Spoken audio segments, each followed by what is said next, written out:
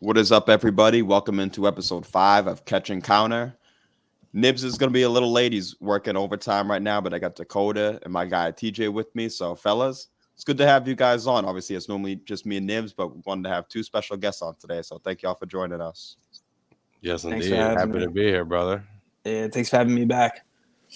Yes, sir. Two guys who know a lot about the sports. I figure, why not throw you guys on here? You guys can definitely hang and then some talking boxing. I don't want to take credit for it either, but I'm excited for the first time that I'm on this show that I named. There we go. Yes, I think we've mentioned it before, but either way, it definitely let people know that this was. I appreciate that, Dakota bro. for the name for sure. So slip and weave, catch and counter, they kind of go together. It felt, it felt. I Yeah. was like, it's all in the same family. Yeah, no, exactly. Yeah, they're cousins, so it's perfect. So, first thing we'll get into is Alexander Usyk. To me, the true heavyweight champion of the world. We'll talk about the heavyweight division in a bit, but he's actually behaving like a champion. He's fighting actual boxers, his mandatories, those kind of things. So he's fighting Daniel Dubois tomorrow afternoon in Poland. So, what do you guys think about this matchup? I know Dubois has been kind of up and down recently, but do you guys think this is just a walk in the park for Usyk? Is it an easy stoppage decision, or do you guys think Dubois has a chance in this fight? I don't know if he's got a chance, but I think he's got a chance to be competitive. I think it's a legitimate matchup, and it's like it is an instance of like a belt organization enforcing a fight that's not complete garbage, but it's not the fight that we all want to see. I think everyone's disappointed that we're not getting Usyk and Fury, so anything less than that is going to be kind of a bummer. But all things considered, I mean, this is a decent little heavyweight fight. I just think Usyk is the most talented guy in the division right now. Yeah, I mean, skill for skill, you can't argue that what Usyk brings to the heavyweight division. I mean, it's unfortunate. Like Daniel Dubois coming off that weird fight that he had with Kevin Lorena, so like, there's definitely question marks. As far as it, like, he's got a mandatory, so he's got to fight Daniel Dubois. But I personally think a lot of people may be sleeping on Dubois. As far as the Joe, like, I watched that fight a few times, and I had him up around going into the stoppage, and this is a guy that Daniel Dubois, he was fighting him at 23 years old. So he's fighting a guy, Joe Joyce. Joe Joyce is a grown man. So you got to give Dubois some credit for that. And his eyes started swelling up because that was the big thing. I want to know, when did Dubois really start catching a lot of damage? And he caught from the first round. Joyce could not miss with that jab. But Joyce is a big dude. And he was punching down through the guard of Dubois, and he could not miss. He's got like a sledgehammer jab. Just all that weight comes behind it, and it was all getting caught in Dubois' eye. And that's pretty much, it's not like Dubois chinny. His eye broke, like his eye failed. He took 10 rounds of damage, and he was competitive at 23 years old against Joe Joyce, who was just a monster. You saw he's walking through, Parker. The Zhang fight aside, like he was a monster, So in the Kevin Lorena fight, everyone mentions his 3 knockdowns. It was really 1 knockdown. Dubois took 2 knees after that. It was obviously a leg injury, and it's a close fight. Because Usyk, to me, he hasn't had a knockdown in the heavyweight division. He's had 4 fights. None of it. He has not scored 1 knockdown. The Chaz Witherspoon fight, which I rewatched, he was catching some counters. He's to the face from Chaz Witherspoon, who was 39 years old, inactive, fat. He pretty much just got exhausted and didn't come out for the 7th round. So, I mean, you can make an argument for Dubois to be competitive in this. I think it's a good fight, and he came in 10 pounds lighter. So he looks like he's here to do some work, and I like that. I like that. Yeah, Dubois in really good shape, and I do think I am definitely picking Usyk to win, but I think it's going to be a more intriguing fight than a lot of people realize. I think you brought up good points. I think the 2 kind of slights that Dubois get are from the Joyce fight and the Lorena fight, but you could also, like you said, turn those into positives where he took a ton of punishment. He was beating Joyce early on, and obviously Joyce just had more experience at that time, was able to beat him down and win, but Dubois still showed the heart. And even in the Lorena fight, like I said, it's not like he was chinny and he was knocked down 3 different times. He was knocked down. He even tore his ACL in that fight. And the fact, to me, it showed a lot of heart. The fact that he tore his ACL and was able to come back and win by knockout, even if it was an early stoppage, a lot of people were kind of upset about that. I do think that he's a big, strong guy. One thing I do think is that when you compare just what Joshua did with Usyk, I think that Joshua's a stiff guy, but I think he's a little more fluid than Dubois. I think Dubois is a bit stiffer, and I think he could gas out as you get to the middle rounds. But I think he'll be dangerous for those first few rounds. I do think that the longer we get into the fight, the more Usyk's able to kind of use those angles, make Dubois miss more, which will start to kind of tire him out, and he might take him out late in the fight. But I do think this is a fight. I know the over-under was like 6.5 or 7.5, but I definitely think that it's a fight that would be trending towards the over for sure. I mean, I think it'll probably look somewhat like the Chisora fight. I'm sure Dubois will have his moments where he's able to be physical and throw body shots and push him around a little bit. But I just think Usyk's feet and his legs and his IQ, at some point, he's going to figure out what that rhythm is in the 4th or 5th round. And I don't think Dubois is going to be able to adjust to that adjustment. I doubt he's ever seen anything like that, you know? Yeah. I mean, for me, I just keep, his 2 best wins were obviously AJ at heavyweight. But then I really have to ask myself, like, is that a good measuring stick? Like, is that – It's decent. But the AJ that we have, right, is completely different AJ after pre-Andy Ruiz, and post-Andy Ruiz. This is a Anthony Joshua that is clearly has, like, PTSD while throwing combinations. Like, he doesn't let his hands go anymore. He's defensively minded first. He watching even like the Jermaine Franklin fight or his last fight against Helenius, like he was eating jabs. He was letting Helenius off the hook. He just didn't want to throw more than a 3-piece, where at times he would throw a 5-6-piece, against Pulev. Like, he was a monster against Pulev. I don't know. I just really question myself. Yeah, obviously they're great wins, but I don't know if it's not this. It wasn't the same AJ to me. It's obviously a different AJ, Anthony Joshua, that we're talking about. So, and he did look like he was more reserved, and he would just pause in between offensive lapses with Usyk. So everyone said you had to let your hands go. You had to be more offensively minded. He did that more in the second fight, but still, it just wasn't enough to me. So even that, like, it's a good measuring stick, but how good is AJ right now? We don't know. Yeah, but that's even a question that I've posed on here before. I said that people kind of can't have this both ways.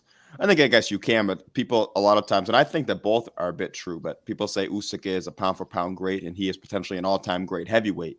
But then they also say that, oh, Joshua sucks. He's overrated. He'll be beat by all these guys. And I'm like, well, the second fight was still, to me, I had it like 7-5. I thought it was very competitive. I thought AJ did a lot of good work to the body and stuff. So I think that it's either Usyk is, like I said, maybe not what we thought he is at heavyweight if AJ is kind of not that guy, or it's just a really good win. So I think it's probably somewhere in the middle. I think that AJ is now even getting a bit underrated by people. I think he's always going to be overrated by a lot of the UK people. I understand that, but I think he's kind of getting underrated a bit now. So I think that Usyk win is pretty good. And I think at the end of the day that Dubois, for as good, strong, and young as he is, I don't think he's AJ. So I think we will see levels come tomorrow afternoon. And to be honest, if Joshua didn't have it at all anymore, like guys like Helenius and Jermaine Franklin would probably beat him, and he's still able to win at that fringe contender level pretty easily. Yeah.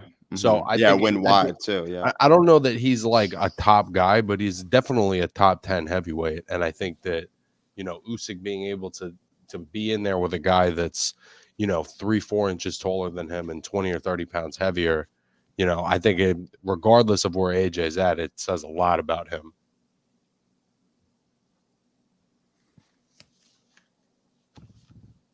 Yeah, it definitely does. And it'll be interesting to see. I know, I guess one thing we'll kind of touch on quickly now is just that just the state of the heavyweight division as a whole.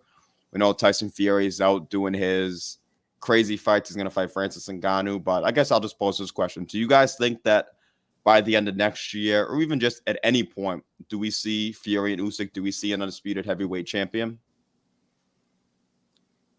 I think it'll only happen when Fury feels like that's what he has to do to get respect. Like, you know what I mean? Like, he's not going to do it unless he feels like, oh, but nobody thinks I'm going to do it. You know what I mean? Like, he has to have that, like, everybody's against me thing. I just think he's too comfortable to work that hard right now.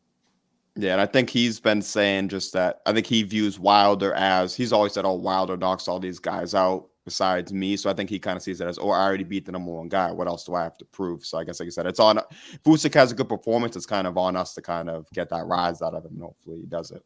But what do you think, TJ? Yeah, he's tough to figure out, man, Fury. If he says no, he's not fighting him, then he's probably gonna fight him. You know, and he's always, he says he's And going if he left, says he's going right. to fight him, he's probably not going to. He's not, and then he's not. Yeah. Yeah, he's really, who knows, man. He's like a basket case, but he happens to be insane. Like boxing's just in his blood. He finds a way to win. He's like a special talent. Yeah, hopefully we do get that. Hopefully we do get that fight, and hopefully we also get Wilder AJ. That's one that's in the talks too. So there's always been good talks of these matchups coming up, but we've seen it this year alone has probably been one of the best boxing years that I've ever been. I've been alive for, as far as like the matchups that we've been blessed with. So who knows? It could probably definitely happen. Yeah, I mean, if you would have told us that we would have got Tank and Ryan, Spencer Crawford, and Wayne Fulton, Jermell and Canelo now at the beginning of the year, I think people would have thought you were crazy. So even like Benavidez, some smaller one, like Benavidez Plant was an amazing fight. Yeah, there's so, and we're only in August, going into September. No, exactly. So again, Bam, Sonny, like there's so many good fights coming up. Yeah, because that's what I said with Nibs before, is that we've been on here saying it's before it used to be some of these fights were fantasy fights, but we can kind of dream now and think about, what would all four of those heavyweights all being on the same card in Saudi. Now these are things that we can start to think about as being a possibility. So I hope it is a possibility. I guess we got to see on that. But last thing we'll touch on, TJ, me and you have had a conversation about this going back and forth. So I'll pose it to you, Dakota, first. But if you had to make a pick for this fight, would you pick Usyk by points? Would you pick Usyk by a knockout? I know he's favored to stop Dubois, but I think that line's a bit pricey in there right now. So I would say Usyk could get a late TKO, but I'm not sure he wipes him out early. So I would say definitely the over 6 or 7 rounds. Usyk might get him out late, but what are you doing? Are you leaning decision, stoppage? What's your thoughts on this fight? I think he's going to win a decision going away, and I think he'll probably buzz him or hurt him at some point. But as great as I think Usyk is, I don't think he really has the size of the power to put any of these guys out. Maybe at a lower level, but I think Dubois is big and strong enough that he's going to be able to survive the 12. But I think once Usyk figures out his rhythm and what he does, I think he's going to be able to do his thing and do what he wants to do, as he usually does. And also, Dubois is not as big as a guy like Joshua. So I think that there's going to be like the size difference, I don't think is going to be as drastic as it's been in his other heavyweight fights. Yeah, makes sense. I mean, I'm going to co-sign that also. I think it's going to be a distance fight. Usyk, obviously he's got all the talent in the world. He's got all the experience. The only thing Dubois is going to have is the power advantage and the youth, which is pretty significant because when I think like Usyk doesn't have the power, and that's when usually like heavyweights rely on that power as the last thing to go. He's 36. He's been inactive a year, and he relies on his legs. So how are those legs going to be? Because if he does happen to tire, inactivity is a real thing. That's a huge thing in boxing, and being 36 is a thing. So he's going against a 25-year-old. Like if those legs happen to slow down, and those arms that were grazing, those punches that were grazing the arms before start catching the arms, start catching the ribs. So he doesn't like it to the body. Like this could be a lot more competitive than everybody online. It's a blowout. It's a mismatch. There are ways that I think Dubois can make up for skill with the youth, athleticism, and some power shots. If he's learning, he lost weight. So maybe he has an idea of how to try to cut off the ring. Just keep applying pressure. That's what him and his coach are talking about. They're saying the right things. Listen, Chisora had stretches during the fight with Usyk where he was able to push him around and shove him against the ropes, and he landed some really hard body shots. I think that's ultimately what Dubois is going to have to do. Same coach too. They got the same coach. So, I mean, and with that, I can see it going distance. Like the odds are saying Usyk's going to knock him out.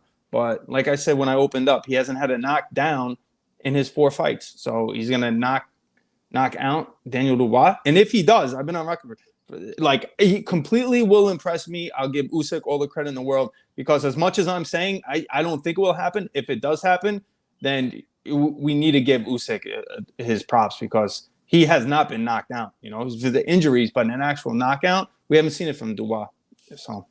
And I think the thing about Dubois is as much as you can't, I don't know if you can question his durability, but you can question like his health. You know what I'm saying? Because he's had that broken orbital bone. He's torn his ACL now in his last fight. Those are both very serious injuries. So I think Huge. he's also at a point of like, where's he at in his career as a 25-year-old guy? Because that's a lot to recover. And that's a from. quick turnaround. The Kevin Yeah. Lorena, like that's an ACL tear.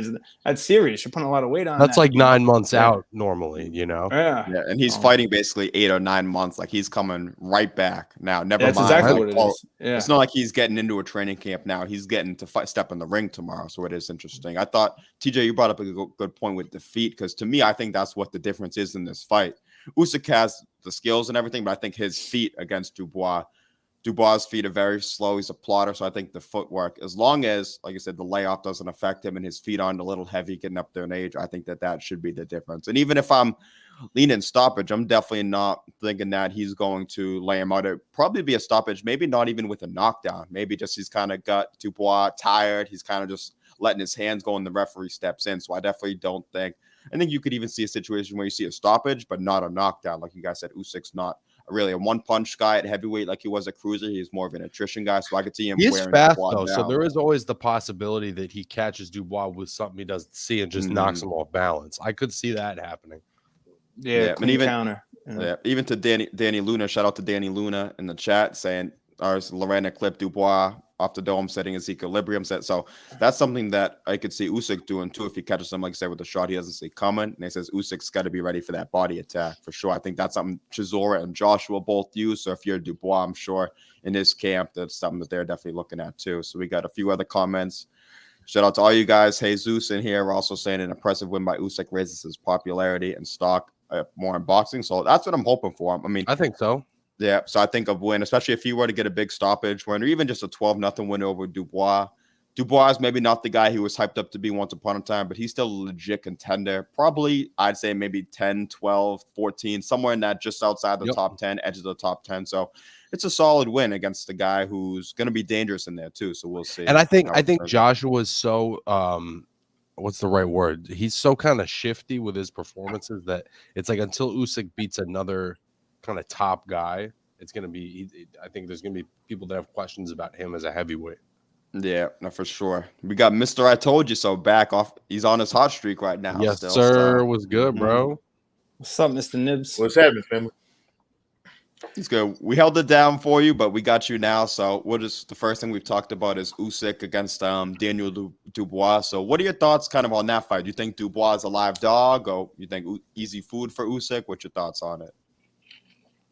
I think it's a little bit of both. If I'm being honest with you, I think pretty much anybody other than the elite of the division is food for Usyk, really, because he can do so many things better than a lot of these cats, right? Dubois is kind of one-dimensional, if you ask me, bro. So you know what I'm saying? After like the first 3 rounds, he's gonna be a live dog because of that power he's got. He's got some skill in boxing, but Usyk is levels above him. You know what I'm saying? In that regard. But in those first 3 rounds, it's gonna be live. Like he's got a shot. You know what I mean? Especially if he can land something heavy. After that, Usyk's gonna cruise, bro. He's gonna box the shit out of him and cruise to a dub.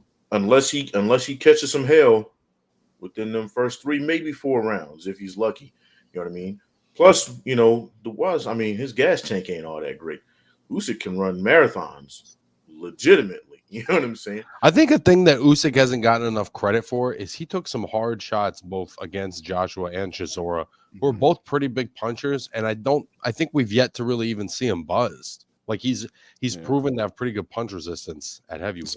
Especially that second fight against Joshua. Was it the 9th round? Joshua had a big round. He landed a few good body shots. Even in the 10th round, a good right hand upstairs. And Usyk not only did he not slow down, he turned the pace back up and almost got Joshua out of there later on. So he has always showed that he has that. He's got a good poker face too. Like I don't know sometimes if he is hurt or if he's just he's probably just playing it off because the 9th round did look like he took some serious shots. For sure. I mean, he was going through it in that 9th round. No, he was. And still ended up winning. You know what I mean? And it didn't look, and the next round, it didn't look like the ninth round had even happened. You feel me? Mhm. So that's what I'm talking about. Like in those first 3, maybe 4 rounds, if Dubois can do something, you know what I mean? Maybe. But I think it's going to be after that, it'll be the Floyd Mayweather effect, bro. It'll be cruising for, you know what I mean, 8 rounds and then unanimous 12. We move on to somebody more serious.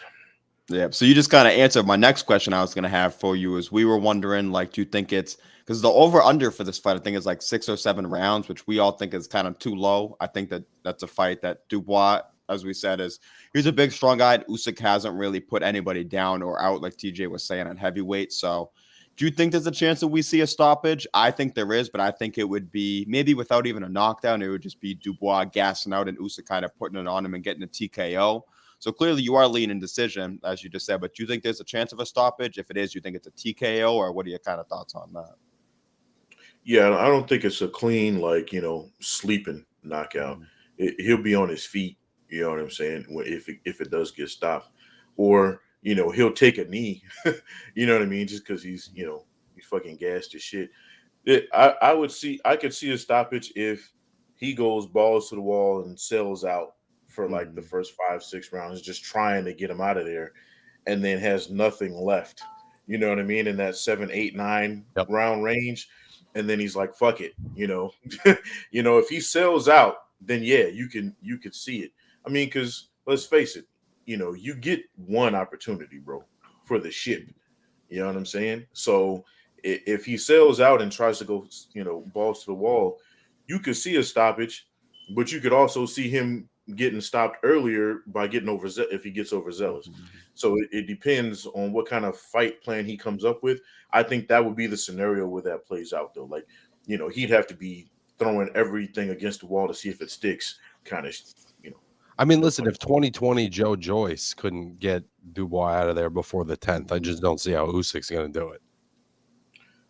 Joe Joyce, your man, who got his ass whooped. Yeah, man. No, absolutely. That's why I say 2020 Joe Joyce, because clearly, I mean, once you take a whooping like that, you're not the same guy. No. And the thing is right.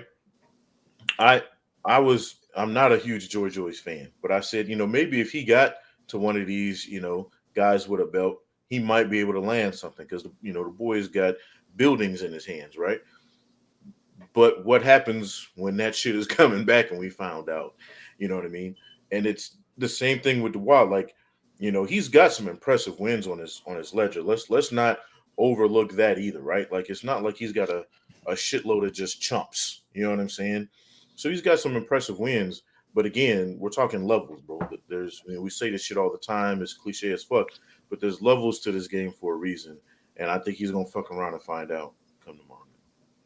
Yeah, I like that you mentioned about Dubois' wins too. I mean, he has a win over Trevor Bryan, who people are up and down on. It was more of a Don King was kind of behind him. But an interesting win that he does have is he knocked out Joe Cusimano in the first round in 2021. And Cusimano just beat Kavnaki and stopped him earlier this year. So like you said, none of those guys are on the level of Usyk, but is a guy who's proven a decent amount, and there's other heavyweights who have proven a lot less. So it'll be interesting. And I think Usyk does win the fight, but I do think there are a few moments early on where we sit there and we say, well, hold on a second now. Maybe Dubois kind of does get it going, hits him with something, nothing crazy, nothing to knock him down or maybe wobble him or anything like that, but just enough to know that he is in the fight, and there's that it will, but Usyk's going to have to work for it. Or I could be wrong and Usyk just pitches a shutout, which wouldn't shock me either, but I think that Dubois has surprised a little bit of people for sure in this one. Yeah, I mean, I'll say this. It kind of reminds me of when he fought Tony, right? A lot of people thought Tony could get him out of there, and we saw what he did. I mean, he put Tony out, you know what I mean? Back when just cruiserweight, but still, we're talking about, one of the better cruiserweights at the time. He made easy work of him. You look at every time there's supposed to be a challenge for Usyk, right? He meets that shit and exceeds expectations. So, and I think he knows his ring IQ is enough for him to know what Dubois has to do to win, right? So he's going to be expecting just about everything that Dubois can throw at him, which is going to make it even more difficult for Dubois to win. And I just don't see him getting a dub again, unless he lands some lucky shit. I also That's think my Dubois is opinion. going to have a very hard time landing cleanly. Like, it's going to take a level of nuance and setup for him that he just hasn't shown before. Yeah, and he's the kind of guy, if he was being bothered by the jab of Joe Joyce, which he knew that, I mean, that's easier said than done too. I mean, you know that jab is coming. You still couldn't get out of the way of it. When Usyk starts throwing in those feints and moving those legs and stuff and being unpredictable, I think Dubois is going to be just as hurt and broken down physically as he will be mentally as the rounds go by too. Just like you said, he's swinging and missing a lot. Usyk kind of giving him the feints and working him like that. And I think that, like I said, just as much physically as mentally, I think Dubois could start to get defeated as the rounds go by too. I think there are two heavyweights that can beat Usyk, and neither one of them are named Dubois. I mean, Fury and Wilder, bro. And to be honest with you, I give Wilder a slim chance just because of that right hand. Like, I mean, he's got an eraser, right? So, really, one person in his entire boxing career has gotten up from his hits, bro. So, Yo, look, Wilder's one of those guys. He's so unorthodox. He's so hard to train for. An equivalent of like a Navarrete, right? Navarrete does everything wrong, but he's so hard to train for, and he's got equalizers in his hands. Like, Wilder picked up boxing late, and he was still a bronze medalist. Like, the athletic gifts that he has, he's a problem against anybody, But the other guy that you mentioned is Fury, and Fury's got, Fury's special. The size alone, what he's able to do with that size is special. Yeah, but right now he's a reality star and he doesn't want to take serious fights. So it's like, yeah, I know. Yeah, so we posed that question. I'll pose Nibs' question now too. We had talked about it just before you got on, but clearly Fury's doing his own shit. He's gonna fight Francis Ngannou. So even though the MMA people said, "Oh, if he lands this," we all know that there's a 0% chance Ngannou can win that fight. But do you think there's any chance that we do see Usyk and Fury for undisputed, whether it's next year at some point, or do you just think that that's one of those matchups that just never happens? Man, I hate to say it, bro. I think we have it was a longer shot to get Bud and Spence, and we got that because those two guys finally just talked to each other, right? Fury and Usyk have talked to each other several times, man to man, and it still hasn't happened, bro. So I just don't, unless God opens the skies and money starts raining down from the clouds. I doubt it. That would be the only. I'd expect that before. I just don't understand what Fury wants. It's like he's already accepted 70-30 in Fury's favor. It's like, what more do you fucking want, bro? Yeah. I think the one problem is that when they look at that, it definitely is a big fight, but I don't think it's as big of a fight as Fury and Usyk probably want it to be money-wise. I think when Joshua and Fury were going to fight, they were getting that automatic $75 million just for the site fee. And I think Fury was expecting it to be something in that same range, but I don't think it is. It seems crazy, but I think he's probably going to make more money fighting Ngannou than he might make fighting Usyk, which that throws all the legacy shit out the window. We don't care about that because we're in here to see the best fight the best. But if he's sitting there looking at it saying, I got to fight Francis Ngannou for the same amount of money, maybe a bit more, maybe a bit less, that's probably what he's seeing, which we're in it for legacy. He should be in it for legacy at this point too. But I think that the fight isn't as big. Even like if you were to match up Joshua, Wilder, and Fury and Usyk, I'm still one of those people that thinks that Joshua and Wilder might be the biggest fight in the division still money-wise. So I think that if Fury's thinking he's got to get $100 million from the Saudis to fight Usyk, I just don't think that's ever going to happen. No. Here's and I agree with everything you just said. Here's the problem, right? You're right. So because of that, you know what I mean?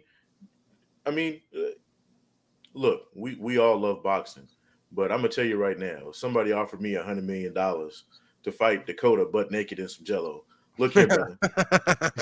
Look here. I don't know if we had to go that far, but I mean, look, I'm just saying. I'm not saying it would happen. But if somebody offered me $100 million, hey brother, you better shave your nether parts because $100 million. Look, all I'm saying is we're talking about generational type of money, right? We're not talking 10, 20 million. They've already gotten that shit. Yeah. When you're talking about generational wealth, it's kind of hard to turn that shit the fuck down, bro. I don't give a fuck who the opponent is. If somebody's telling me, okay, I can make 50 million to fight Usyk, that's cool. I can make 50 million a round fighting Wilder for a fifth fucking time. You know what I'm saying? It is what it is. It's prize fighting. You know what I mean? So they fighting for the prize. I think that really is probably. I think that's the biggest thing is money. But I also believe Wilder might actually think Usyk has a chance to beat him. I think he's taking those other fights, right? He's taking the Ngannou thing because it's money. Plus, he knows he can win. Mm-hmm. He knows he can beat Wilder, even though Wilder has a shot of landing his right hand. He knows he can beat him because he's already done it. He knows he can beat Joshua with his eyes closed, but it would be a huge fucking payday. So, yeah, he's going to get a bag to fight Usyk because it's for the unified championship. But how much money are you getting for this dude who might actually beat you? Yeah, that's why I think it comes down to risk reward too, where he has said one thing we said before you got on too is that I wonder how much he definitely respects Usyk, but he's been on record saying, "Oh, Wilder knocks all these other guys out. Wilder's the second best guy." So to him, I feel like he already in his own mind proved that he's the best of this era. So he's probably saying it to himself, if this fight's not worth the money, why take a chance and maybe lose when I've already cemented myself as the guy because I beat Wilder? Why give this little middleweight, as he calls it, a chance to kind of sneak up on me? Which sucks, but I think that's just how he's thinking, honestly. Hey, listen, the answer to that is that he's got 3 belts. Mm-hmm. Bro, Tyson Fury, they could do one of those thriller type bullshit fights. They could bring Mike Tyson out of retirement to fight Tyson Fury, and he'd make more money than fighting any of these dudes. Yep, in the top 10 right now. But and that's the issue. That's the issue. Yeah. I think what people that don't know anything about boxing will pay to see is different than what the best fights are. And I think the goal should be to make the most money possible off of the best fights, not to just make fights that make a lot of money. Like people are going to buy Martha Stewart versus Oprah Winfrey. You know what I mean? If they make that fight, there's going to be millions of people that buy that bullshit. You know what I mean? So if that becomes the only parameter, like what are we fucking doing? Yeah, like Tank Davis could fight Sean O'Malley from the UFC. Tank Davis could fight Mark, pathetic, bro. Or even he could fight Mark Zuckerberg. Even just to my point, like he could fight those guys for a ton of money, but that's not exactly what we're looking for. And we all know that O'Malley would have no chance against Tank Davis, but there's enough people like the Ngannou shit that would still buy it and tune in. But hopefully we can kind of weed that shit out and kind of just get to what we want is the best versus the best to find out who is the top dog. Yeah, that's the problem I have with the Ngannou fight, right? Is the fact that, bro, usually when you're the man in the division, right, you start taking these fights when it's over. Like Floyd fought, an MMA fighter, but his career was over. You know what I'm saying? He came out of retirement, right, to fight this dude for big money, and I can't knock him for that. You know what I mean? He had already given us enough. My thing is okay. Where if Tyson is fighting Ngannou now. Is that his way of saying I'm on my exit strategy? Like, yeah. You know what I mean? Yeah, I hope I'm wrong, but I think it's probably he's looking at us, I'll fight Ngannou now. I'll fight Joshua maybe after that in the UK in front of a huge stadium, and then I'll probably call it quits. So, hey, listen, at the end of the day, it's not his fault that the MMA audience is ignorant enough to think that that's a fight. He's just capitalizing on what's available. Yeah, I don't know how many more of these we need to see. Even Mike Tyson was out saying, and I know he's training with Ngannou, but he said, "Oh, Fury's never fought somebody who hits as hard as Ngannou." Like, do we not see the 3 fucking Wilder fights? Like, not only does Wilder wild, and not only does Wilder hit harder, but he's way better. People talk about what Wilder's technique and all that shit. It's way better than Francis Ngannou. It's not even close. Like, the way he's able to land the right hand. Ngannou gets these knockouts, but he's winging these shots like this in the UFC against guys who don't know how to defend themselves against strikers. Like, it's apples oranges. It ain't even close to the same. It's also when MMA people say like, oh, he's a really good striker. Well, that's fine. That has nothing to do with boxing. The only similarity is that there's punches being thrown. But the minute I hear somebody say that, I know they don't know what they're talking about. I mean, look at Clay Collin. He's like one of the best strikers in MMA. He gets in a boxing ring. People fucking, he's all right. He's all right, but he goes against a technical, like an actual technical boxer. Yeah. They just, slip and then counter, step around them. So, but in PFL or whatever, he's a phenomenal striker. But it's completely different. The timing, the distance. You're dropping your hands all the time because someone might shoot in on you. It's not. You can't compare it. We got a few comments bro, here, so I wanted to just it's different. real quick. I just want to shout out Bean just for that. Appreciate comment you, to- Bean. to Thanks for watching, Dakota bro. and me for watching for sure. Danny Luna saying Fury washes Usyk. I think that's a possibility. I think Fury Danny's would win the guy. it. What's Yeah. up, Danny? Yeah, and that's why it pisses me off even more because I do think that Fury would win that fight. So why not just take it? And then right on cue, Felix was saying, "Let's hear my man TJ's thoughts." We got his thoughts. We're gonna keep circling him in. He was just we got 4 of us, so we're circling around, but we got him. We won't forget about him for sure. We got you, Felix. What were you saying, Nips? I was just saying, look, every time one of these big MMA guys comes over, you know, I mean, I just mentioned it, but you know, McGregor and Floyd, right? Floyd could have ended that fight anytime he wanted to. He played around with that man for 10 rounds. You know what I'm saying? And McGregor looked like he was, you know, at least 20 pounds heavier. Mm-hmm. You know, but then it's just like when you see boxers going to MMA, they don't do well because guess what? I'm not going to throw hands with you. You're going to knock me the fuck out. I'm going to just take your ass down and do one of these numbers and it's over. Like, it is what it is. You know, if you're a boxer and that's all you've been doing, you can't go to MMA because they're going to get you on the ground and twist you up like a pretzel. You come into MMA from boxing, it's a whole different world, bro. The punches are different. The punch resistance is different. You can talk about the gloves all you want to, bro. They finna whoop your ass. It is what it is. I saw that Sean O'Malley shit, and I literally laughed as hard as I could, bro. But it's never boxing fans that are like, "Yo, I really think Tank could beat one of these guys in jiu-jitsu." Yeah. Like you never hear boxing fans. Then I like, saying that. Tank could pin him and tap him out. Like, yeah, you never. You Fuck never outta hear here, boxing fans saying We that. don't But care. The minute We MMA don't guys care. see a matchup, they're like, "Dude, our guy hits so hard." It's like fucking put a Monster Energy shirt on, fucking suck a dick. And even like, I mean, O'Malley had a cool knockout. I followed UFC, so I know who Aljamain Sterling is. He's a big wrestler, but he basically came in like this. He overshot a takedown, and he was basically wide open. I mean, Tank or any of those guys would have done the same thing. Well, not even the same thing. He wouldn't have needed the ground and pound after that. It just would have been a wrap off that right off the rip. So I think that's enough. It's sad though with the MMA guys that they're always calling out boxers because they don't make anything. It's the money. You know, it's a money grab. It's a money grab. That's exactly what it is. I know a couple UFC guys, and let me tell you something. They're not making anything. You know, by the time their training camp's done, their cuts, the taxes. I mean, and then if you get injured, you know, no one's retiring off UFC money. It's not happening. So if they can, you know, fight Jake Paul, and Nate Diaz fighting Jake Paul, that's his biggest, you know, they're getting these massive paydays fighting nobody. So of course O'Malley's going to call out Tank. Look how much Ryan Garcia made off of Tank. What are they saying? $30 million? Who's Ryan Garcia? He don't have a belt. He's not a champion. Right. He's maybe a contender. So look, yeah. So Sean O'Malley said, if I get a fight with Tank, fuck, I'll make more than I'll make in all my years combined in UFC off one fight off a boxer. And he knows for a fact that people will buy it because his fan base will buy it. Yeah. All he has to do is say it's happening. Conor McGregor has generational wealth thanks to Floyd Money Mayweather. Yep. Conor McGregor doesn't Facts. look. There's a reason he hasn't been fighting in the UFC again. Why would he? For what? A tenth of the money? Fuck out of here, bro. Probably not even. Yeah. Yeah. I mean, he made close to $100 million in a fight he had zero chance of winning because it's boxing and it was the biggest name in the sport, right? Yes. Can Ngannou and Fury make a shitload of money? If O'Malley came over and fought Tank, would it make a shitload of money? Yep. Right. Danny's completely right with that. Yeah.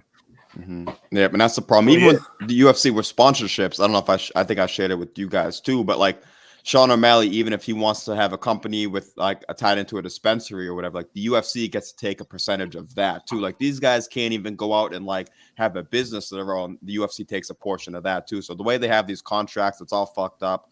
I wish there's a way for them to have a fighter union or something like that. Even all these guys, Jake Paul's giving paydays to. It's not just that they're making their biggest payday. A lot of these guys are making more money than they've made in their UFC careers. And these are established guys who have won championships, fought in championships, all these kind of things. So it is sad, but it's also not on boxing to kind of just keep handing these things out to these guys either. So it sucks. I wish there's a way for the UFC to kind of fix it, but we don't need to keep seeing them crossing over and fighting these top boxers though either. Yeah, it's why you see a lot of the top stars in Bellator and PFL not go to the UFC because those contracts are way different and they're able to keep a lot more of their money Yep. Plus, they're still allowed to have their own sponsorships, where there's the UFC says no, they cut that out a long time ago, where you can't even put your own wear your own shorts and have your own sponsors, yada yada yada.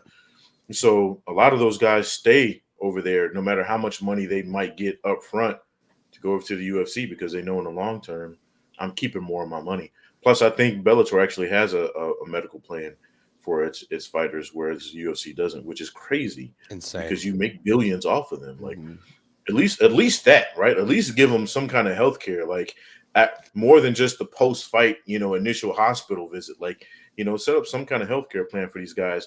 Because let's face it, if all of the UFC fighters decided to, hey, go on strike or whatever, you can't have a league without fighters, bro. Well, and they can definitely do it, especially since the fighters get 10 to 20% of the fight's revenue. There's money for healthcare in there. You know what I mean?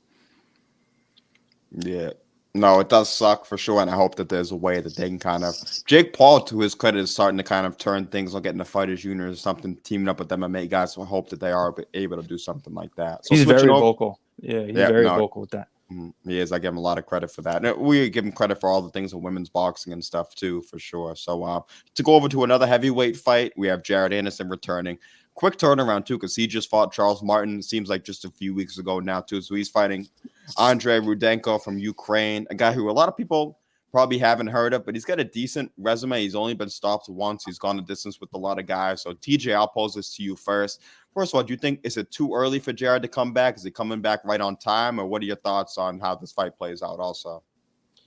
I think he needs to come back. Yeah, especially the opponent that he has, Rudenko, who's not really dangerous. He's inactive. He's 39. And I think Big Baby needs to work on some things, because this is somebody that is probably the most athletic heavyweight. He might be the most talented heavyweight. But as far as skill for skill, he needs to work on some shit. He's getting he wasn't making many adjustments against Charles Martin, and that was a real learning curve for him. And I'm actually pretty grateful that Zan Koso, I'm not going to say his last name, that his visa did fall through, because that southpaw might have been different than the southpaw he faced in Charles Martin. Because there was some scary times for Big Baby, and there's a reason why they didn't put him in with Zan. So. I really like Big Baby.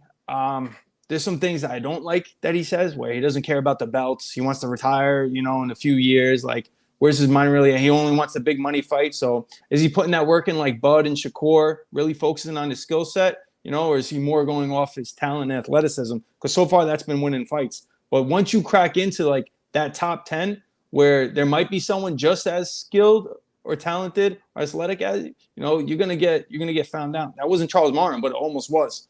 So that was some question marks for him. But I think it's good for him to get back. I think maybe he's got a chip on his shoulder now, and he's got some stuff to prove. Yeah, I think it'll be good because it'll kind of erase what it's kind of make people kind of forget about the Martin performance, even if Rudenko isn't Charles Martin. It's just the more that these guys are active, the more you can kind of push those performances to the side. And every great fighter we've seen, every great fighter has had a fight along the way where they go to a decision, or they kind of have some adversity and stuff. So I was still impressed with the way he responded, and still was able to win in that moment, because there are a lot of fighters that when Martin was landing those straight lefts, maybe could have found a way, would have taken a knee, or just would have mentally been defeated. So he did bounce tie back up. well. His tie-up game was non-existent. Now he's got some learning curves to go through. Yeah. What you thinking about this fight, Nibs, for just Jared coming back, or just his whole kind of thing as a prospect? I don't like it. And I don't like it for two reasons. One, the first reason is I think if Charles Martin had a full camp, he'd have beat Jared Anderson.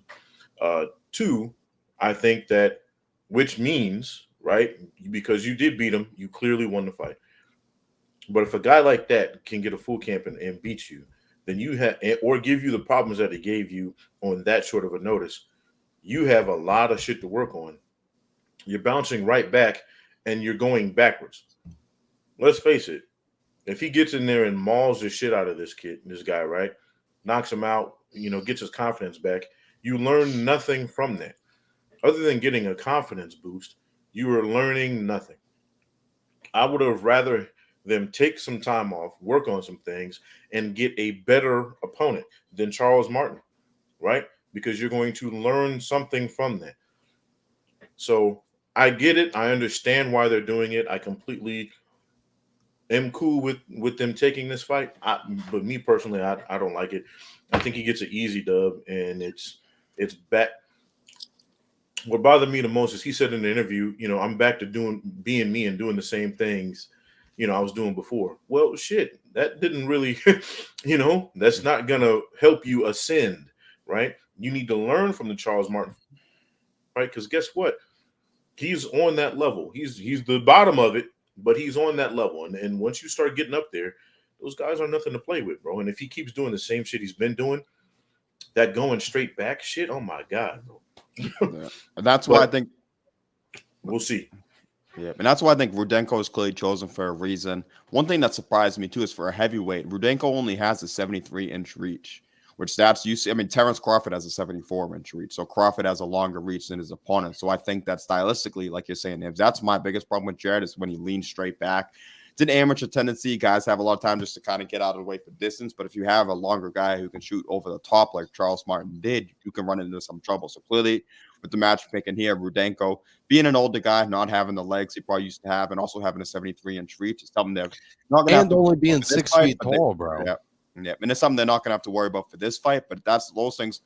You're only going to fight bigger, taller, longer guys going forward too. So yeah, what does Jared get from fighting a guy that's 6 feet tall with a 73-inch reach? Confidence. Like, there's nobody at the top level that's going to have those dimensions. You know what I'm saying? And that's what I was in, and we talked about this, Jack. That's what I've been saying with Jared the whole time. Is it's like, listen, he looks great, but he's fighting smaller guys. Which when he gets above a certain point, he's going to be the smaller guy. So he, I just want to see him fight guys that are the size of the top modern heavyweight. I think at this point, you know what I'm saying? Like we've seen enough of these tune-up kind of fights where it's like, I don't need to see him fight the best guy ever, but I want to see him fight somebody that's 6'5" and up. You know what I mean? I definitely agree. I think I'll let TJ speak because I think we have some of the same things about the confidence level for Jared too, especially being a guy who seems like definitely his mentality is a big important thing for him. So you wanted to have the biggest confidence. I hope that for the size-wise thing, I'm guessing this is a one-off.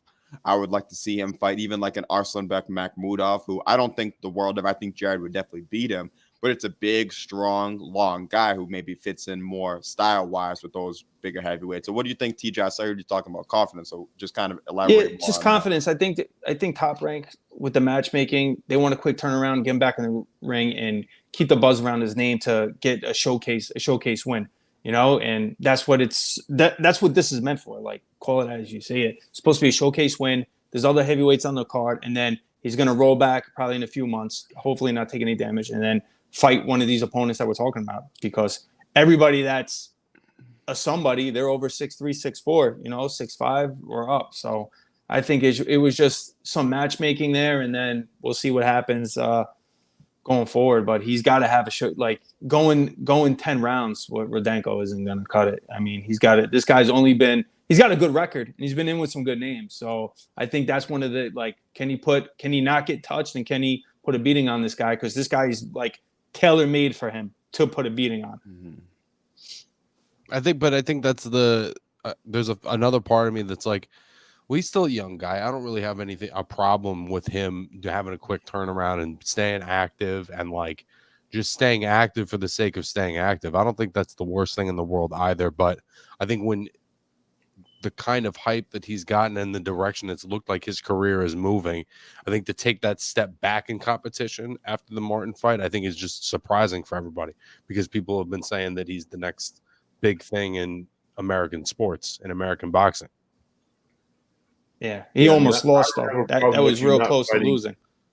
Yeah, I don't have a problem with you fighting someone above Charles Martin, but I need you fighting at least somebody on that level, right? Give me another Charles Martin, and I'm cool with that, right? Or at least Charles Martin's dimensions. To Jack's point, I'm not asking you to fight Big Bang Zhang or Joe Joyce next, but fight a guy who looks like him at least. Give me one of these other guys that's on this undercard here. Mm-hmm. Give me Ep5 Jagba or Kasabutsky. Give me one of them fucking guys. They're both 6'6", 6'7", good, strong heavyweights that I think Jared could beat.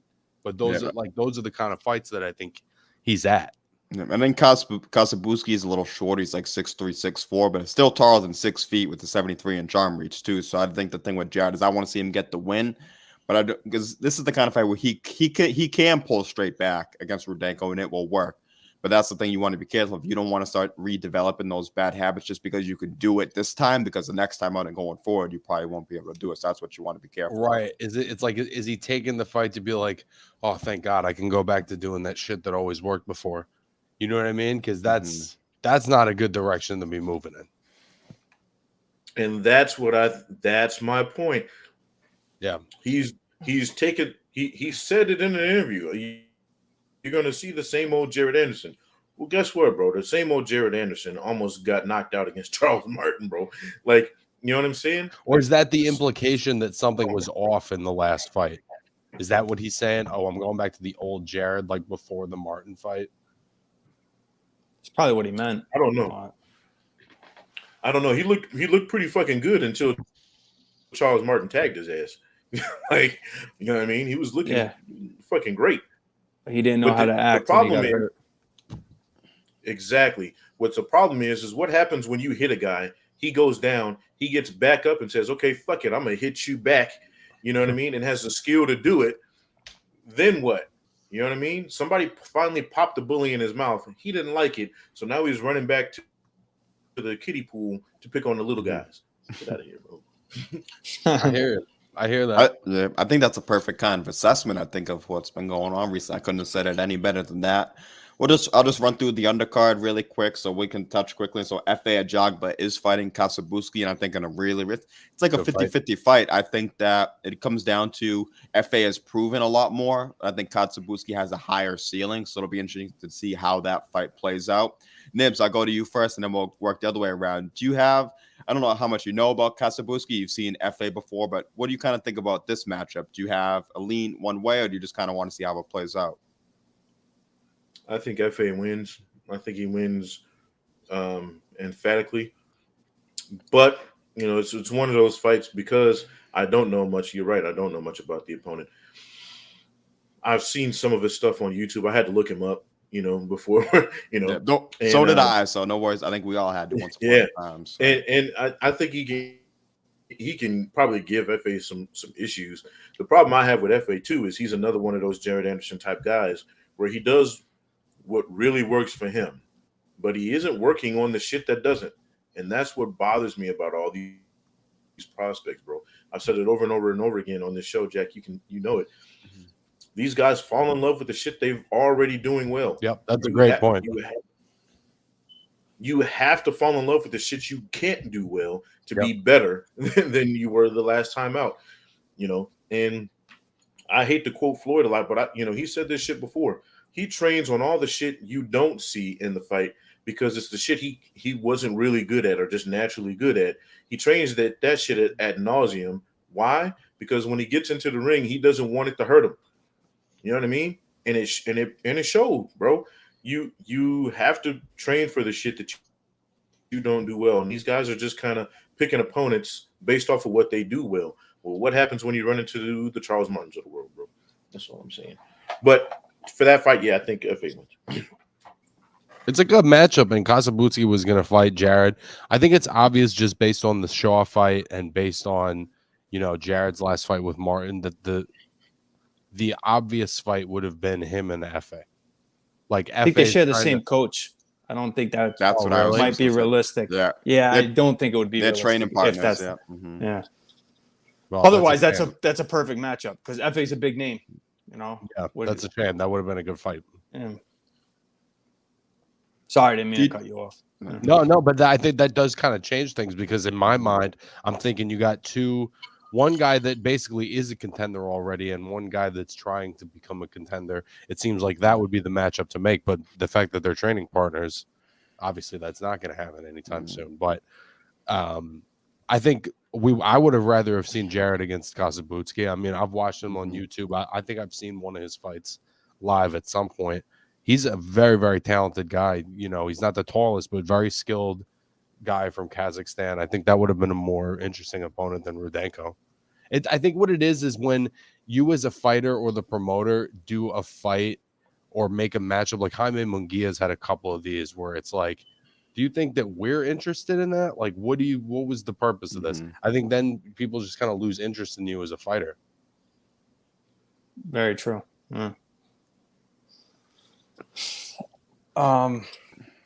FA, the one thing with FA and Stephen Big Shot Shaw was that was Shaw's fight to win. Like I was watching it and I picked Shaw to win, and he wouldn't let his hands go. You know, and when he did let his hands go, he was landing, and then he would just give a round away. Then he'd be active, give a round away, and then ended up being like a 6-4 type of fight. And it's not so much I was so impressed with FA. I was just really like, I don't know, fed up with Shaw on that. And then we saw what happened to Shaw. Look what happened with Shaw with Goodall, the Australian fighter right after. He got roughed up, manhandled, and knocked down. So as far as a measuring stick with that, I'm not sure. But, FA was put down before. He was put down twice. Once with Frank Sanchez. Frank Sanchez, is a phenomenal fighter. No one wants to fight this guy. He's the sleeper, bro. Dude, he's a dark horse. Yeah, he's got a little bit of everything, this guy. So I can see why he's ducked. So that's not also in a good measuring stick because we don't know how good Frank. He could be one of the, he could be a top 3, top 4 heavyweight, and FA just ran into, So, but I think we do know, like Jack said, like I think we do know FA's ceiling. Like he fights the same style. He's not going to bring anything different. He's been working it. He's got a piston-like jab, though. That jab is great. Sets it up with the right hand behind it. But other than that, like he doesn't have good lateral movement. His defense is suspect. And with Koso, his resume is not all that. He hasn't been fighting anybody that significant. So he's kind of like a wild card. He could go in there, and then he's got really good work rate. Got good shot selection. He loves working to the body. And if he can make this an inside fight and not be at the end of FA's jab that he keeps working, I think he's going to rough him up, and I think he's going to beat him. I think Koso's going to win on points. Both these guys got good chins. They never By the stopped. way, it's not the best names in the world, but I'm looking at his box rec. Kasabuski knocked Joey DeWaco out in the second round. And you don't see DeWaco getting stopped a lot. And he also stopped a guy named Kamil Sokolowski, who's like one of those jobber type guys. Yeah. He never gets knocked out. I watched both those fights. Yeah, so recently. Those are two guys that are very durable typically that he was able to stop early.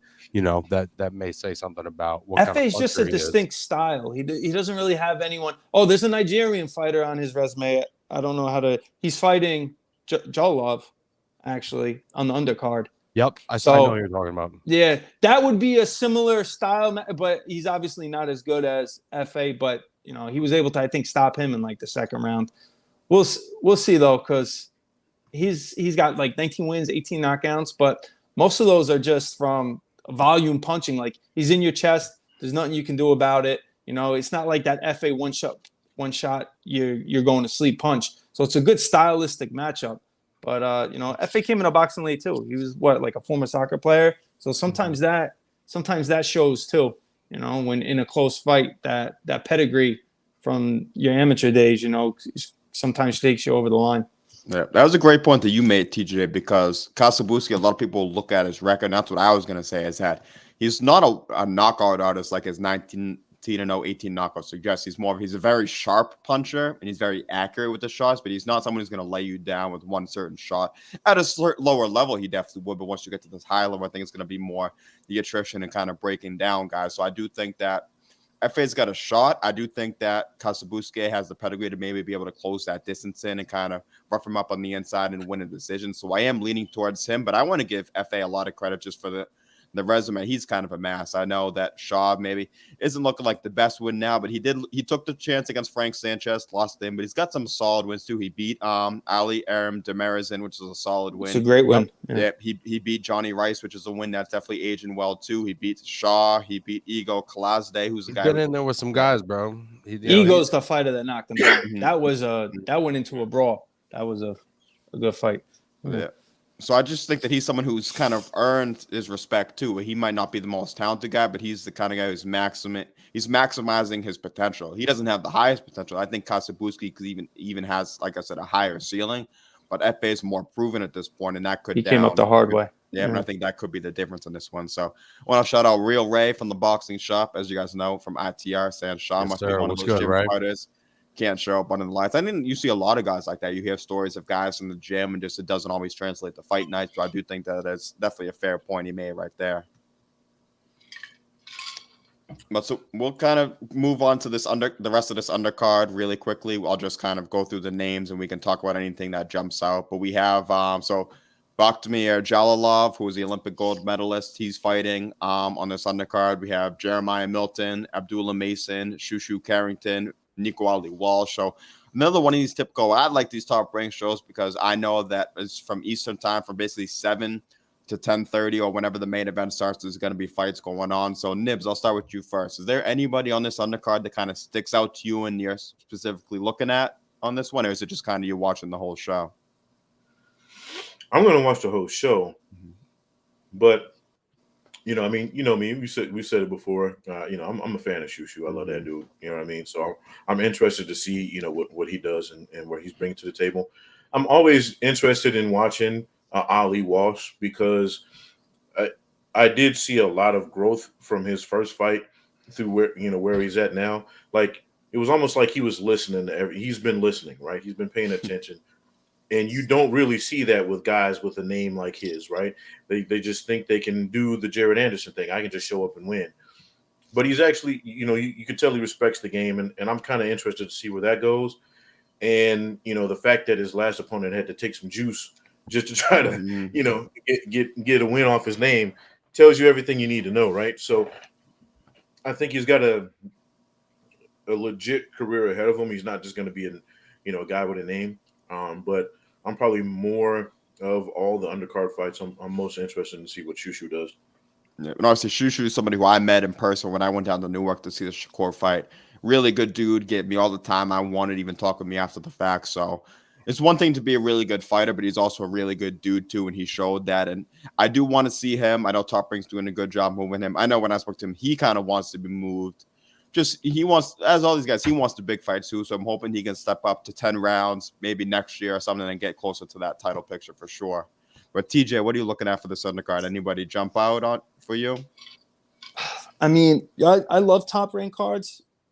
The matchmaking as far as like this undercard is pretty weak, but there's one guy that I love, and I think he's probably he might be one of the best 135 pounders, and I'm not talking like Andy Cruz, Keyshawn Davis, William Zepeda, Frank Martin. This kid is a teenager. His name's Abdullah Mason. This kid is the truth, man. I'm all over Abdullah. That kid is impressive. I think he's the goods, So hopefully we can see him in a quick turnaround after this, because Top Rank likes to do that. They keep putting these kids on, and from what I heard, they're making a lot of cuts with Top Rank. So they might be cutting like 10, 12 guys, maybe more off the roster. So I think, they're going to be having a few more cards coming up, and they're going to be matching them a lot tougher to see who they're going to keep. I mean, we saw recently, who was it they just cut?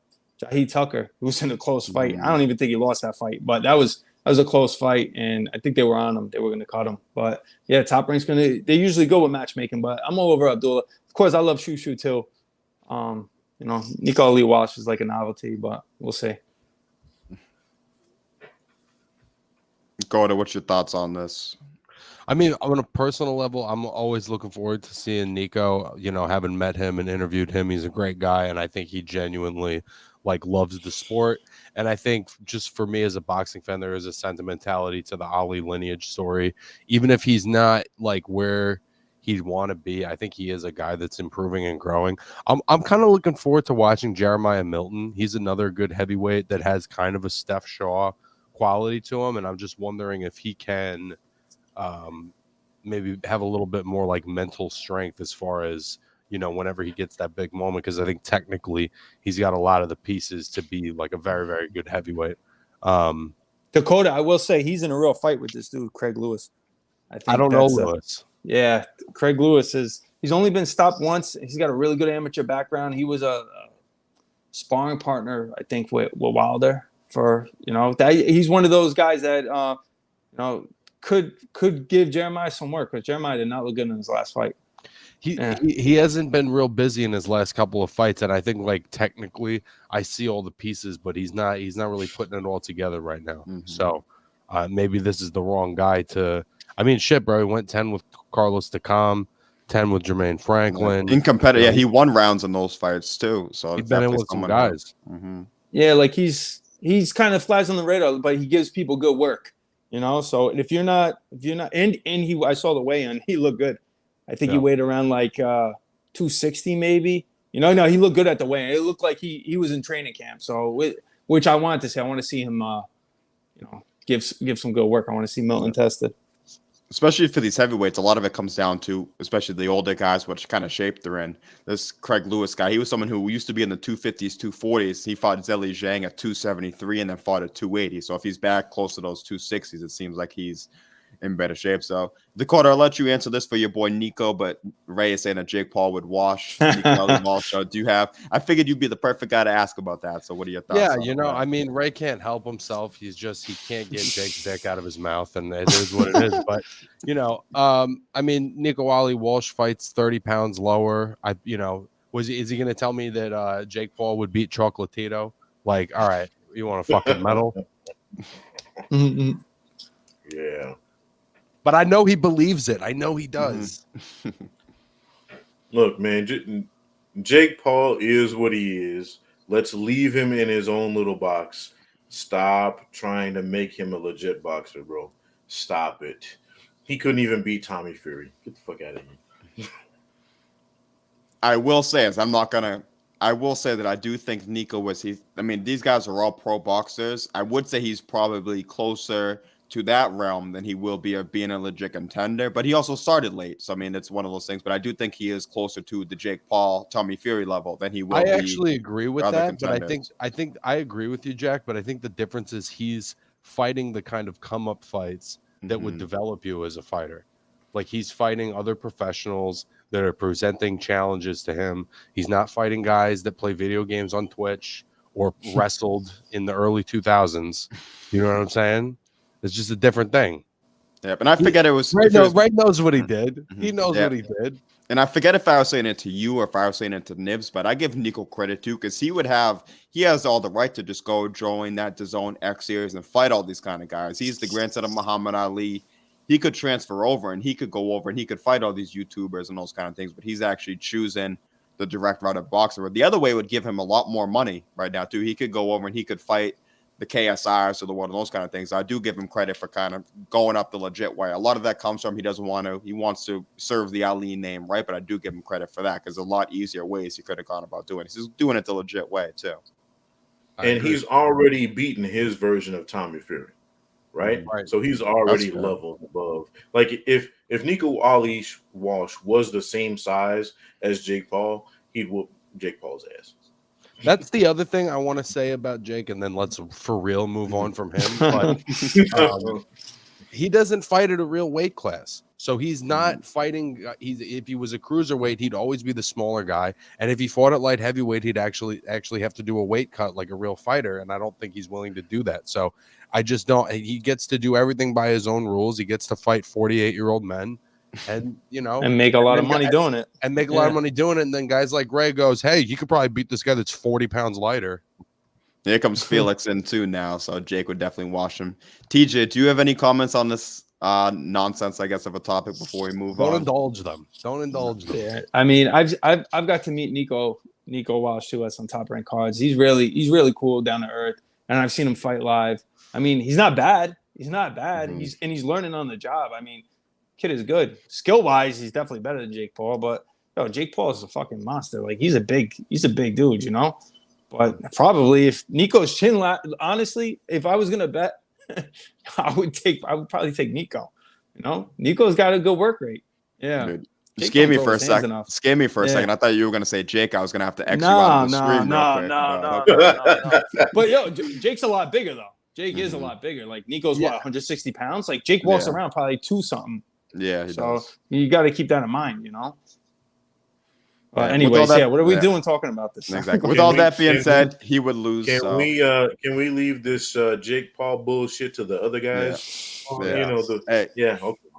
How do you guys say about this? Let's move on to a real fucking fight. We have it just recently got announced 2 interim champions. So this would determine soon to be potentially unified champion. We have Tszyu and Brian Mendoza fighting in Australia coming up. a great fight. I do have to favor Tim Tszyu in this. I think that, but Mendoza's the guy. It seems like every time you want to just count him out, he finds a way to get it done too. So I'm favoring Tim Tszyu. I think this is the levels thing, and I think that Mendoza capitalized greatly on the chances against Rosario and against Fundora, but I think he's still a half step kind of below the top guys he kind of showed in the Ramos fight. But I'll start with you, Dakota, first. What are your thoughts just overall on this matchup? And if you had to pick a guy to win, who would you pick? Well, it's a really good matchup. First of all, it's two of the top 10 guys in the weight class. I think Mendoza has earned the shot and is a WBC interim champion at this point. He's definitely earned the fight without a doubt. And I think it's one of the best fights you can make at the weight class. I think it's a 50-50 fight, to be totally honest with you, man. I think Mendoza's got a lot of momentum on his side, and having spoken to him and kind of getting a sense of his character, like he's in a special zone right now. He's growing as a fighter. He's getting better. He's learning every time. And he's the kind of guy that rises to the occasion, man. There was not a lot of people picking him over Fundora. And when I talked to him, he was stone cold, man. It wasn't even entering his mind that Fundora had any kind of chance against him. So as much of a fan as I am of Tim Tszyu, I think that Brian Mendoza is going to give him the fight of his life.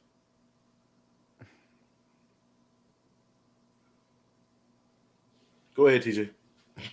Oh, Mendoza can fight, man. I took Mendoza over Rosario, and that Fundora fight, I really like Mendoza in that fight. And I'll tell you, man, Fundora was having problems with Sergio Garcia, who was not a puncher. Like, Fundora's got that windmill, but he does get touched up. So in the Lubin fight, and Brian Mendoza has a chin on him, man. He's got a high work rate. He believes in himself, like Dakota was saying. Like, you can't count out Brian Mendoza. But at the same time, like, Tim Tszyu right now, he's on a different level. Tim Tszyu, I know the odds drop. Tim Tszyu's like a heavy favorite, I think. I think he's like minus 600 or something already over. So he's 6-1 favorite. I think that makes sense, As far as like the 154 pounds, outside of people that don't have a belt, probably, it's Tim Tszyu and Jesus Ramos for me. Jesus Ramos is an animal. Brian Castano, animal, Can't forget about him either. Sure. He's an absolute animal. And then you have Mendoza, who's, Rosario was somewhat washed, but very impressive performance. Just because you're washed doesn't mean, there's different. It's how you win. It's just not the win. Mm-hmm. And Mendoza did what he had to do. Fundora fight showed a lot. He had a lot of grit. That was a beautiful knockout. He showed what you had to do. So he's going to bring a fight to Tim. And Tim keeps in, I wasn't a believer at first with Tim Tszyu, but he keeps impressing me. So, I love the kid. And the fact that he keeps having a turnaround, and he keeps fighting better, tough competition. He keeps fighting tough competition. Like, he didn't have to take the Tony Harrison fight alone when he was waiting for all these title shots. Like, who does that? Like, that's respect. Win, lose, draw. Like, that's respect, that he's willing to do that. And look at now who he's going to fight. Like, all these fighters are running the other way to fight someone a little easier to stay busy. And he's taking on real challenges. Like, you have to respect that as a fan. So, yeah, I'm going to be rooting for him. Great fight. Yeah, Tim Tszyu's about to beat the shit out of Brian Mendoza. And I say this with all due respect to Mendoza. I love what he's done. I love his story. I love everything that he's bringing to the fight. If Fundora had any kind of sense of himself, he washes Mendoza in that fight. He fucked around and found out the hard way that, all that shit I've been saying, don't fall in love with the shit you do great, and have some defense, bro. He fucked around and found out you can't do the same shit against everybody. Somebody's going to find that chin, especially on that level that he's fighting at. And somebody found it, and we saw what happened. Thank God it didn't happen when he didn't get that fight with Charlo, because he'd probably still be in the hospital. That shit would have been horrible for his career. I think Fundora bounced back. I think we're giving him Mendoza a little bit too much credit for that because of the way Fundora fights, right? Tim Tszyu is not going to be there for that, right? And I think he's at least 3 or 4 levels above Mendoza as far as boxing talent is concerned. Now, when it comes to heart and balls, Mendoza has got that shit by the pounds. You know what I'm saying? So he's obviously going to be in any fight. To TJ and Dakota's point, he's going to be in any fight he's in. It's going to be entertaining. I'm watching it. You know what I'm saying? And I'm rooting for the guy. But I think Tim Tszyu just beats the shit out of him. After what I saw, what he did to Harrison, I can't bet against the dude. Yeah, that was a fight that turned me into a believer for Tim too. I thought Tony had a good shot to win that fight. We saw right away that Tim, just the way he's able to cut the distance, and he doesn't get enough credit for his boxing. He was even outboxing the boxer and Harrison at points in that fight. And that's when I was like, okay, this dude, he's more than just a guy who walks forward and kind of tries to break guys down. But I do think that Tim will win this fight, but it is interesting because talk about Fedor having leaky defense and stuff. Well, Tim Tszyu does get hit too. We saw him dropped against Terrell Goucher. We've seen him hit clean in other fights too. So Mendoza's the kind of guy that you don't want to give that shot to, and he's proven that if he goes down 4 rounds, 5 rounds, he was down 6 rounds to 0 to Fedor, and he never gave up, and he was always looking for that one shot. So I do think that Tim will win the fight. He's not going to check out. No, exactly. So I think he's the kind of guy that's going to be dangerous the whole way. So Tim can't have a little lapse. If Terrell Goucher can put you down, who's a good solid puncher, Mendoza could have you in a bit more trouble if you kind of let him in. Mendoza's the guy like Dakota. You spoke to him on you spoke to him and saw him in person, so you know even more. But just the eyes don't lie too. He's the kind of guy. He's a real killer in there. If he gets a guy hurt, we saw Fedor, he's going to go right after it too. So I think that all things aside, I do think that Tszyu will win. I think that Ray has some points here when he's saying Mendoza was getting easy beating his last fight. Not sure what Tszyu has. So it's still question marks about both guys. I want to see how Tszyu takes the shot from a legit puncher. So Tim won't be hard to find either. He's got a style where he's not taking a backward step.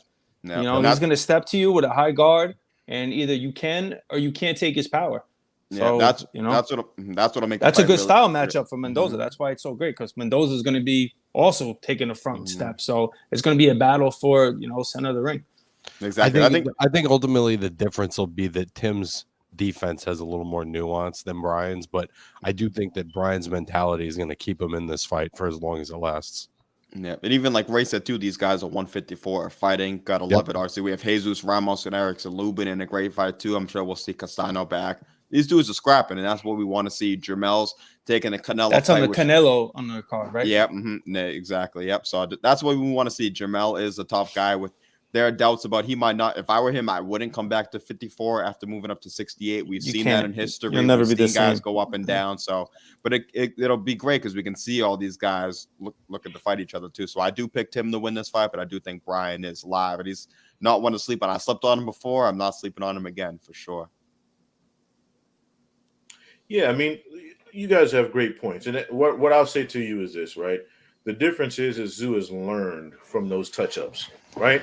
Like you've seen the not big, huge changes, right? Like he hasn't made, because he hasn't had to, right? He doesn't have to make wholesale changes to his game to win, but he's made little bitty changes to where, you know, those punches that might have put him down a couple fights ago aren't gonna land the same way, right? I think. You know, but then you get the guys like the Fedors of the world, the Mendozas of the world. They are who they are. You're getting what you get, right? I think Tim Tszyu can learn, even in fight, how to make some adjustments to a guy, and I think that's what's going to be the difference of getting them the win. I think Mendoza is going to have that one motor. We got our guy Danny Luna in the chat saying Tim's the truth, had him beating Charlo. That's something me and him have disagreed on a little bit, but I think the point that he does have is that he will be a world champion. We know that as soon as... But you know what? Danny's got somewhat of a point, because if you watch the Brian Castano fight, like Brian Castano was putting in work with Charlo. You know, they somewhat have similar styles, you know, sizes, that tight defense, you know, high type guard, going in forward, power punching. He probably hits harder than Brian Castano. So, you know, that's a great matchup. Yeah, and that's a fight I'd love to see is Tim against Castano. Like I said, they mirror each other. I think that Tim's the stronger guy. I think Castano's a little faster with the hand speed. Got better footwork. So I think that's what gave Jermel problems, where Tim could still give Jermel problems too, but if they're fighting kind of at the same pace, I like Jermel's ability to be able to find the shot where Castano was trying to overwhelm him at times. But it is a great fight. I guess I'll pose this question to you guys. Do you guys pick any 154-pounders over Bud? After the Spence fight, I can't. I mean, Jesus Ramos, I would say, is probably the best guy out there, but I can't pick any of those guys over Bud. Ramos is the only one that maybe has a chance. Maybe. He looks like a middleweight. That dude is massive. And he's very talented. He's got a whole other level of like nuance to what he does. But I mean, other than him, man, I don't think anybody would really. I mean, Tim Tszyu might be competitive just on his physicality, but I don't see any of those guys beating no. Terrence. I think Bud finds him out for sure. But I'll go a step further, even say I don't think I pick anybody at 160 right now over Bud. 160 either. is I'll be weak. honest. 160 Adamas is really good Yeah. up there, and that's when you got to worry about the size thing. But I think I pick Bud over all those guys too. What do you think, Nibs? You take him Bud over everybody too, or What's that say right there? What does that say? I told you so. Look, bro. I told everybody, I don't give a fuck how big Errol Spence was. I don't give a fuck how much talent you think these dudes have. Bud is different. You know what I'm saying? And I keep going back to this, Jack. We had a legend on our show. We did an interview with. He told us flat out, Bud was gonna dog walk Spence. Neither one of us believed it. I thought he was nuts for saying look. that. Man, I thought he was punching. I was like, wait a minute, James, come on, bro. Dog walk him, like, come on, bro. But I started going back and watching some of his fights, and then you start noticing the things that Spence doesn't do well, and Bud does all those things that can hurt him extremely well. So I was like, well, maybe he might have something. And then I saw him fight bigger guys, and I'm like, nah, man, I think Bud is that dude. And he proved it. And I don't care what Ray says about, he was off or drug or high. Look, you got in the ring, you got the ass whipped. I think at 154 pounds, just mail the belts to Omaha. You know what I mean? Now, because whoever he's fighting is giving them up. Because they're stripping Charlo anyway. So he could go in there, clean house. He could probably clean house at 160 if he really wanted to. I saw he did an interview recently where he said he legit wants to go up to 168 and fight Canelo. He doesn't want Canelo to meet him at a catch weight. He wants to go up to 168 and fight Canelo. I don't know about all that just yet. I mean, I don't know. I mean, fighting Canelo. I'm here for it. I'm here for it. Yeah. I'm a believer. I'm here for it. Yeah. Call me crazy though. I think he's got a shot in that fight. I really do. Oh, I think we all think he does have a shot, but Canelo would be the favorite in that fight. But I tell you, Canelo does not look good. Canelo just went the distance with John Ryder. Went the distance with like a 40-year-old Triple G. Like Canelo's on the downside, in my opinion. Yeah. I think as far as that's concerned, get past Charlo first. That's what I was going to say. I think the Charlo fight will tell me a lot about that fight. Will tell me a lot about how the Bud fight goes. I see Ray giving credit to his guy Danny Swift. I think the only thing Danny Swift has over Bud is he beat better guys at 140. I will give him that for sure. But besides that, I think Danny Swift would be on top with Bud for sure. Oh yeah, Danny was. That's his guy. I'll give him credit. He's got the resume at 140. I know what he's always said is that Bud kind of picked up where Danny left off at 140. That is 100% true. But besides that, I don't know, honestly. Okay. Bud beats the brakes off us. Garcia, you kidding me? All right. Yeah, every box I respect was all in him, but I still think Spence was high, though. I guess we'll see. And Spence, when he said, I even if I had an excuse, you guys would never know. Is that saying there was an excuse? Is that him saying, oh, I might have had one, you guys will never know? I give him credit just for the way he's handled the whole thing. We've seen guys who have made a million excuses about this and about that. So I do give him credit for the way he's kind of handled this whole thing. So we're about to get out of here. One more quick thing I want to run by you guys. So I've been hearing some things, seeing some things. I do think there's a great chance, seeing some tweets that were up and then they were deleted by other people, but seems like we could be seeing Frank Martin against Shakur Stevenson for the vacant WBC title coming up at some point this fall. Nibs, I'll go to you first. First of all, do you think that this fight is a real possibility? And do you think that Frank Martin's the kind of guy that can test Shakur? I think Shakur would definitely win that fight. But that's a fight I'm down to see because I think Frank's one of those guys who, even if he would lose to Shakur, he's got more athletic gifts and things than any guy I think Shakur has fought so far. Do I think we see it? It's possible. I think it would be a little early for Frank to get a title shot, but and I could definitely see it happening. They if they do make it happen, they'll be making it happen on Shakur's side, thinking, oh well, we can pick up an easy belt. Fighting a guy who's probably not ready yet. Me personally, I think neither one of them should be getting a title fight, in my opinion. But I understand why Shakur's name is in there. And I think he would win easily in the fight against Frank at this point. in their careers. You don't think Shakur should get a title shot? Yeah. Why would you say that?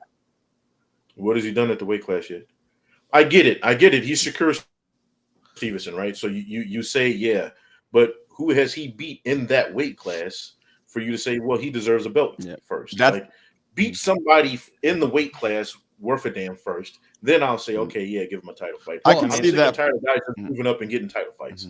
Like, No, I but agree with he what beat you're a saying. top 10. He just beat a top 10. And that's not his fault. Everybody, like, there was supposed to be a Pitbull Cruz fight. Nobody wants to fight Shakur because he hasn't lost probably a round in his professional career. You know, so I wouldn't say it's his fault. He just went out and dominated a top 10 135er. And there's other guys that look at Rolly Romero. He got a title shot in a weight off a loss in a weight class that wasn't even his. And he didn't deserve it, and he shouldn't have got it. A lot of guys don't. Yeah, I mean, but to me, if someone does, like Shakur is, you know, 2-weight world champion, so he's moved up, just fought a top 10, completely dominated somebody that's never been dominated like that. I think he should be in line now that the belts are going to be, if they're vacant, that he should at least have a title fight. I see what Nibs. At least have him fight a guy who's on that level, right? And I'm no knock against Frank Martin, but if Frank Martin were fighting Tank tomorrow, you're not picking him. You're not giving him a chance in hell, right? You're not giving him a chance against the other champs or championship. Nibs, let me ask you a serious question. If Haney was still in the division and they made Shakur and Haney next, would you have a problem with that? No, because you're fighting the guy, right? It's a title shot, though. Like, he's getting a title shot. What I'm saying for undisputed. Earn it. You're giving it against a guy who's not even ready against the guys who are current champions yet. If Haney were still in the division, yeah, go ahead, let him fight, because you know he's moving up. He was a champ there. He's fighting the guy, right? Then he earned that belt. You're going to fight for a vacant belt against another guy who doesn't really deserve it. At least give me another guy that deserves that belt. And then I'm like, okay, cool. But I get your point, though. Yeah, if he were fighting one of the top guys, like if he was fighting Tank, I'd be like, yo, good shit. But he's fighting a guy who I don't think deserves that chance either. Not yet. You know what I'm saying? And that's my only problem. That's a fair point. I think that one of the problems is with Haney having all 4 belts is you're going to see 8 different guys now get a chance to fight for a belt. So we don't think Kambosos is clearly ready, but he's going to fight for a vacant belt. There's going to be other guys out there. And when you have, like DJ said, when you have guys like Isak Cruz turning it down, William Zepeda turning it down, 2 guys like that who are more worthy than some of these other guys, it makes it hard and you start to run out of guys at some point too. Because I think we all think Kambosos definitely lost his last fight. But he's now going to fight for a vacant IBF title coming up. So when you have all 4 titles being out, you have 8 different guys who are going to get shots, especially when other guys are turning it down. It turns into 9, 10, 11, 12 different guys. So you guys make a good point. I think we all agree that Shakur is a talent that definitely does deserve it. I agree where I was in the building for the Yoshino fight that clearly I wish he was fighting somebody a bit better than that. And even like a Jermaine Ortiz or somebody closer kind of to that level. But at the end of the day, I think Shakur is talent-wise, he should be there, so I got no problem with it. But I definitely see the points. Like the old school way, Nibs, you want to see the guys work the way. If you want to see him beat a guy to get there. So I think that's a fair point, too. To be fair, he did call out Loma also. Like, he wanted that fight. He wanted a title fight against Loma, which I think would have been a fantastic fight. You know, he used to spar Loma when he was a teenager. But, you know, it's kind of like – in that argument that you make, I make it all the time, just not for Shakur, because Shakur's – to me, is so proven. Like, he's in the weight class. People are obviously ducking him because he's so talented. No one wants to risk. No one's calling him title out either. Yeah, it's just he's in a tough situation. You know, it's like no one was calling out Bud. So they see what they got with Bud in front of them. Right. So, yeah, they're like, fuck. This Shakur. Look at Shakur won every round against Hobson, Close and Chow, and every round against Oscar Valdez made him look silly. You know, it's like, so no one wants to go in there and look silly because I'll tell you what, he fights Frank Martin. Frank Martin, off of his last performance, he's probably going to be made to look silly. A guy that people had as a top 5 135er, like Frank Martin was that dude, you know? So I just think he's a bad style matchup for anybody, Shakur. He's just that good. I think the call-outs for Shakur aren't coming less because of who he is as far as talent is, but more so of box office, right? Shakur doesn't sell the same tickets Tank does, right? Ryan Garcia knew he had no chance beating Tank, but he called him out. Why? Because he was going to get the payday of his life. really had no chance of beating Tank. He calls him out. Why? Because he gets the biggest pay. And then what happens after, right? Isak Cruz fights Tank and loses and is getting some of the biggest fights of his career. You know what I'm saying? So when you lose against Shakur, it's a lose-lose. I'm finna get my ass whooped for 10, 12 rounds, and then I'm not even getting the huge payday that not getting paid. Yeah, I think that more. And Tank don't have belts. Tank doesn't care about the belts. Exactly. He could. But everybody wants to fight him because they're getting that bag. The one thing with Shakur too is I know he had a tweet the other day saying, "Oh, like to be great, you have to take risks." But I think a risk that he probably should have taken, and it's easy for me to say because it's not my money, but he's very confident that he would beat Devin Haney because I was there when he was talking about Devin when he fought Yoshino. He was talking about Devin after the Loma fights, and I always got the better of him. I'll definitely beat him. A lot of his fans seem to think that he'll wipe all these guys. He wins all these fantasy matchups. So if that's the case, if you take that 25% against Devin, and if you do wash Devin, then all the doors open up. Then you can fight all these guys, and you, like Nip saying, you have more of an argument at the negotiating table because you have all the belts, you've been on pay-per-view, you've done all those things. So I agree with that. I wish he would have called his bluff. Yeah, I wish he would have signed it. Sometimes you got to take short money. Haney took short money when he fought Kambosos, right? He took the short money, and he fought over in Australia. So now he has all the belts, and now you can demand the bigger portion because you took the short money. Shakur takes that 25%, becomes undisputed. Now he's that guy. Now he's making all the shots. So I was a little let down because I'm a Shakur fan. I love Shakur. I've been following him for years. Like I'm a believer. I was a little disappointed that he didn't take that. But then again, I'm not his wallet. I don't know how real negotiations are and everything. Yeah, exactly. That's what makes it tough because I'm someone who I've always been a big Devin Haney guy. I lean to favor Devin over I do Shakur, just of who I prefer, but I would pick Shakur if they do fight. So it makes even more to that point that if Shakur thinks he's going to win, if everyone thinks he's going to win, take that fight, mop him up. If you think it is easy or anything like that, do it, and then you can call the shots against everyone but Tank the rest of the way.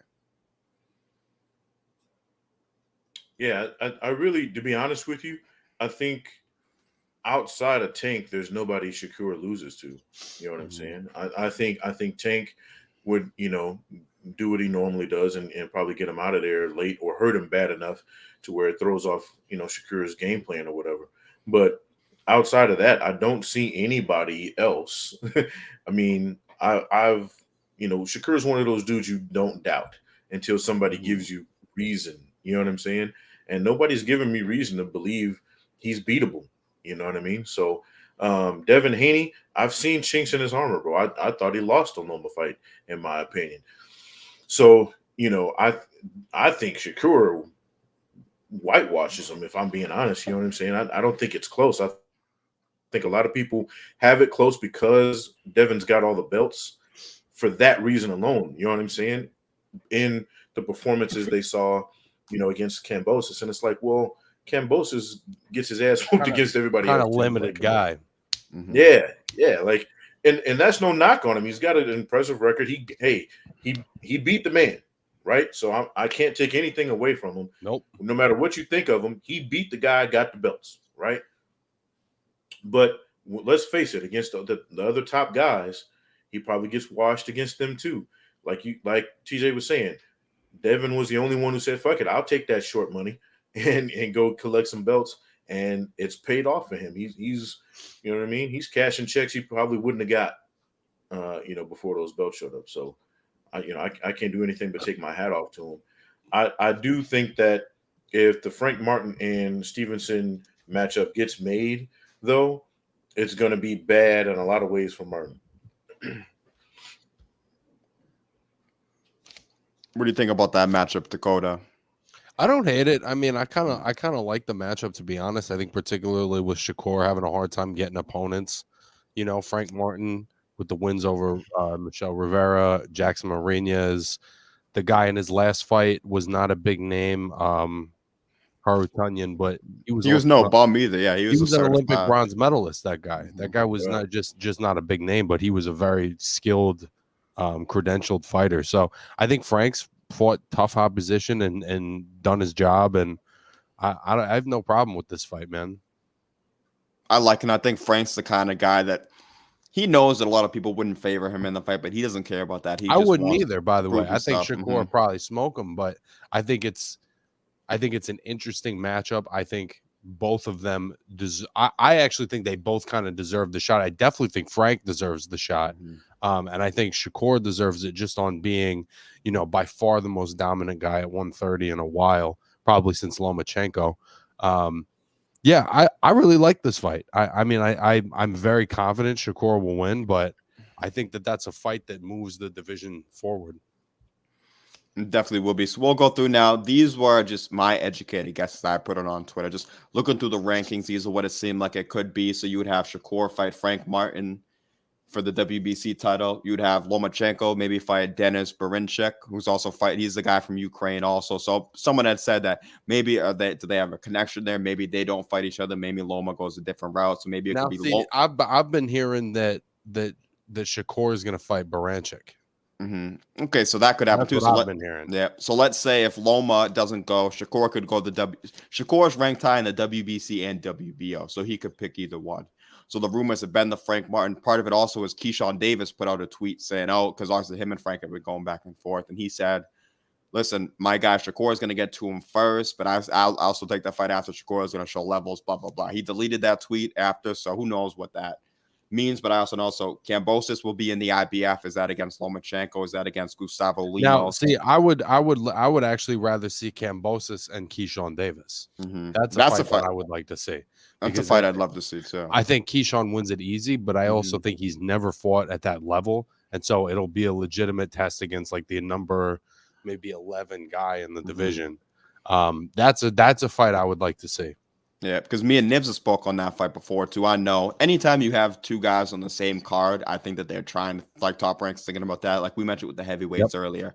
When you had Kambosos fight Max Hughes and you had Keyshawn as the co-main, I don't think that was for no reason either. I think that there's certain thinking about maybe if it's not next, I think going forward it would be the perfect thing if Kambosos, if he fights Gustavo Lemos for a title, he's not going to turn that down. But if he were to win that fight, we see politics are clearly on his side right now. If he wins a close fight there, I think you could see Keyshawn match up. But then the last one would be the WBA. So I think Tank will get elevated to full champion, and it looks like he will fight Pitbull in a rematch there. So Nibs, do any of those jump out to you? I know that even the Tank and Pitbull fight, not a fight that I really need to see per se, but if all the other guys are matched up, I'd much rather see Tank fight Isaac Cruz than I would Chris Colbert for sure. I know that was another rumor going around. So a lot of people thought the Isaac Cruz fight was close, or they thought Cruz maybe won. I thought it was a competitive fight that Tank clearly won, but what do you think about just the lightweight title picture as a whole before we wrap this up? I'll say this. I think if Colbert and Tank would have been made, they would have had to walk Tank right back to the jail because murder charges would have been following. Look, in all due respect to Colbert, but he is nowhere near ready for Tank Davis, him or his chin, right? So he might sign the paperwork, but his chin is clocking out. I would say him and Pitbull, again, it's not a fight I need to see again, but I think it's a much different outcome, right? Tank hurt his hand. This was short notice. I've said this a lot. When you're getting high-level guys on short notice, they can make you look bad, right? That's what I think happened with Pitbull. He's a high-level fighter who got a short notice fight. You can't prepare for him. You know what I mean? And let's face it, he makes ugly fights even when you do have time to prepare for him. But I think Tank gets him out of there in like 4 or 5, if I'm being honest with you, as long as his hands hold up. And I think what to me is more intriguing is not so much just the matchups that are coming up and who's getting these title fights, is what happens afterwards, right? Like once we get these individual champions, are they going to start fighting each other? Like, will you turn it into the 154 division where, hey, now we've all got belts, let's fight each other and put on these great big pay-per-views and make some money and get out of here? I will say this, they've all, at least for the last couple of years, looks like they've been willing to do so. I mean, Loma, he looks like he'll fight anybody. You know what I'm saying? Kambosos, all credit to him. He wanted to run it back, even though a lot of people didn't give him, and obviously he didn't have a chance against him. I'll give Kambosos this. For all the shit we give him, he wants that smoke against everybody, right? Totally. So He right. still wants to fight Shakur, Loma, Tank, all those guys. For He's sure, a true even though competitor. we know he You wouldn't can't win. take that from him. He's Right. a true competitor. As no matter what you think of him as far as his talent goes, he's going to fight everybody. Yep. You know, if you give him the opportunity, and I love that. Right. So I would like to see what happens after these. You know, this shit clears out. We get solid champs again, and then we say, okay, well, who's running the table? Because then it's like, okay, well, you not only did you beat one guy, but you beat everybody. And I think kind of like what Charlo did in 154, that person will then be put on a whole nother level as far as pound for pound. Because once you clean out a division and get all the belts the old school way, hey, bro. Yeah. And I think we all know who those two guys would end up being. I think it would be a Shakur and it would be Tank at the end of the day. We got to see how these things play out. Anything can happen in boxing, but I think that would be, and that's another one of those real super fights too. I think the Tank and Ryan fight was a big fight. I think Tank's even bigger now. Shakur beats someone because if he beats a Frank Martin, if he beats a Loma, he'll build his profile, and that would be the next super fight where I think it would not only just boxing fans, but casual fans, people who aren't even boxing fans at all, would be interested and would want to see how that fight plays out for sure. If I'm being honest, I think Shakur is having a cup of coffee with 135. I think he's moving up to 140 quickly. A lot quicker than we think. I don't think he's hanging around too long, bro. No. I mean, he's a big guy. Even when I saw him, Yoshino, who we fought, a big 135-pound guy, and I got to see him fight in person. I got to be at the weigh-ins.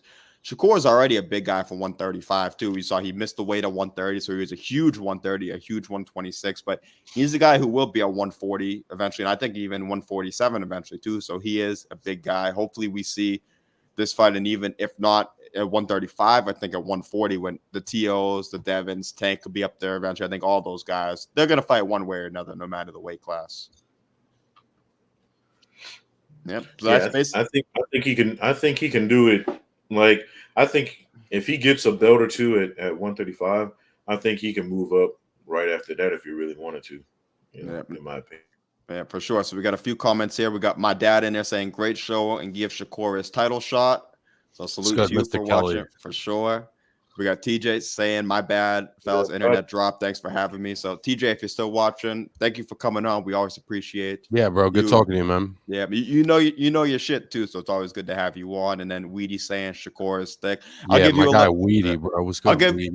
I'll give you a shout out to you. I'll give you a little pause. I'll do the pause for you on that one. Don't worry. But I do get what you're saying. No, Shakur is a big dude for 135, so I think he will be moving up. So last time we were about to wrap it up, but I want to let Dakota. Well, we can touch on this quickly too. But I know that you have a personal interest in this one. But Savannah Marshall is moving over to PFL. Clarissa Shields and Amanda Serrano are over there now too. So how does that affect the mandatory status of Shadeja Green, who you've worked with? We all have high hopes on. And what do you think that means for their fight that was supposed to be coming up really soon? I think I'm actually going to find out soon because I'm going to be in the gym with her within the next couple of weeks. We haven't quite nailed down exactly when, but that's going to happen in the next couple of weeks. Episode 2 of the Fight Life. But I think what it means is that she's probably going to have to wait until early 2024, which I hate saying because she's been the mandatory since, way before the fight I met her at the beginning of this year. So she's been a mandatory now for pushing a year. And by the time she gets the shot, it'll be almost 2, a year and a half or something. So this is where I think the belts could do a better job of enforcing this kind of shit, because Shadeja, it's obvious that she deserves to be the mandatory. But if the belts aren't willing to say to the champions, look, you have 6 months to make this fight happen, you have 8 months to make this fight happen, then what is the pressure, on a champion to fight the mandatories? Otherwise, they can just go and do MMA and fight another boxer doing MMA and fight a YouTuber. I mean, they could do whatever. make money off of her rivalry with Clarissa in some other way. But I don't think it does anything for the sport and for the division, and it certainly doesn't do anything for Shadeja, who has done everything that's asked of her and is waiting for her opportunity and deserves it. That's the problem I have, is just there's not consistency with any of these sanctioning bodies. It'll be one thing if they all had the same thing, but we have the WBO is about to strip Jermell Charlo for as soon as he steps in the ring with Canelo and give the belt to Tszyu. But then you also have like Tyson Fury, who hasn't fought a mandatory since Dillian White almost 2 years ago. Jamal Charlo has not fought in over 2 years. Yeah, Jermel's brother Jamal, like I was just gonna say, he hasn't fought in over 2 years, and he still has his belt, the WBC. So pathetic. And I know Shadeja's in the I think it's the WBC is where she's the mandatory, correct? Is that what it is? Yeah. I think. And that's the problem is they seem to be the ones who hang on the longest. I think the IBF and the WBO do a better job of it, but it's still not consistent. Then you have a guy like Joe Cordina who wins his belt. He's got it back now, but he wins his belt, breaks his hand, and then 4 weeks later he's stripped of his belt when he just won it. So the inconsistency, I think, is what pisses me off the most. If we had a uniform way, like you said, even if it's up to 18 months, as long as we have a universal way to know exactly what it is, and it's not just whatever sanctioning body does whatever the hell they want, I think it would bring a lot more clarity and it would help a lot of people. And how fucked up is that a guy would get stripped just for having an injury? But like Jermel didn't get stripped when his hand was broken. Mm-hmm. So clearly all it means is that if they think that a champion can make them money in sanctioning fees, they're more likely to keep them around. Mm-hmm. If they don't feel like those fighters are going to make more money from sanctioning fees, they're going to find a reason to cut them. Mm-hmm. And that's not really how it should work. You answered your own question, though. Mm-hmm. It's money. You know what I mean? The WBC was trying to give Floyd Mayweather belts at the end of his career, and he didn't want them because he wanted to just be able to fight, whatever he wanted to do whenever he wanted to. They were trying to give him belts. Why? Because it makes them an astronomical amount. They wanted to give Jake Paul a top 50 ranking. Mm-hmm. You know what I mean? Exactly. If they gave Tommy Fury one just for beating him. Yeah, then they created a belt for him and Fury. Like, come on, bro. It's money, bro. It's money. And I will say this, although I do agree that it does nothing for the division and it sets Shadeja back, I think it's actually a positive in this. It gives Shadeja a little bit longer to prepare for it. I think after her last fight, I saw some things that she needs to work on a little bit before she goes against Marshall. But I will say this. Savannah and Clarissa fighting in PFL actually brings more fans to the UFC or to boxing. I think we've seen that a little bit with, that you can bring in attention, and it's not really going to hurt you. They're two boxers fighting each other.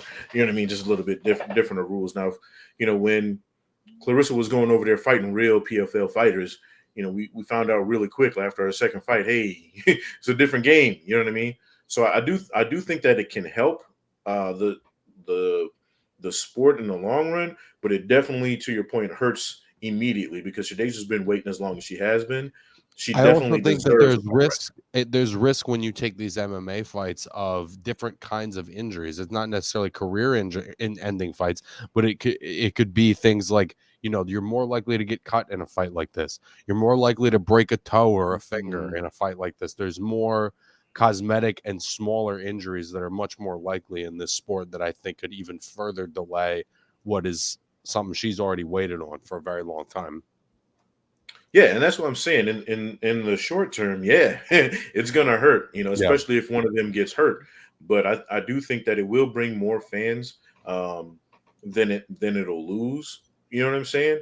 But I definitely agree that they should be forced. Like, okay, if you want to go over there and get that bag, we can't knock you for that. Go feed your family. But we got an organization to run. We got belts. We got people who are deserving. Go over there and make your money. But we're taking that belt. We're giving it to Shadeja and whoever else we can line up to fight her. Then when you come back, you get the first crack. You got first dibs. Yeah, they used to call that champion in recess, and they don't do that anymore.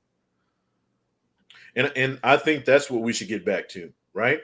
I don't think we should stop anybody's potential for making money because, it's out there, especially for women's boxing. Hey, you got to. It's already a tough game. Yeah, you got an avenue to go out there and make money. I was with Heather Hardy when she went into MMA because I'm like, hey, she's chasing that bag. Go get it, right? And she would always come back to boxing because that's who she was.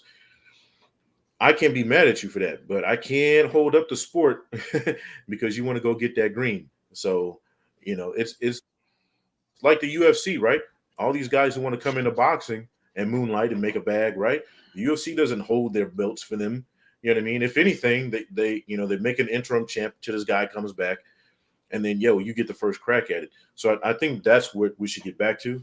But I think the fight for them at PFL is actually going to be a good thing for the sport, because it'll just, a lot of people are going to tune in just because of that. It's funny because it's interesting because I'm not sure as much of, I guess the appeal is just that it's the two names, but for them, it's two boxers going into MMA, which we've seen MMA guys go into boxing, but to have two boxers then transfer to MMA, it'll be interesting to see kind of You just only really see how it that on the whole fight women's plays side out. because there's less money to be made. Yeah. So for them, it's actually worth it for them to go over. Yeah. It's not worth it for Tank Davis to go over and fight Sean O'Malley because he's gonna make $800,000 over there. He'll laugh at that. He makes that from 6 tickets up in the back row of a stadium, so it's not even close. Fucking, he wipes his ass with that, bro. Yeah, probably even more than that, honestly. That's for just he blows his nose with that. Yeah. But Weedy made a good point here, just like Better BF and Bivol. WBC has a problem because obviously these guys have nothing to do with the war. They're saying Bivol's Russian, but it's like, oh well, Better BF's Russian too. But they're like, oh no, but he lives in Canada. It's like, well, Bivol lives in Indio, California now. Just they don't make any sense. Every time Mauricio and those guys come out and they try to make their point, it just brings up more questions like, why is Better BF able to hold it when it's like, oh, well, he lives in Canada. He's a Canadian citizen. Well, Bivol's now. You can't fault the guy for where he was fucking born. Exactly.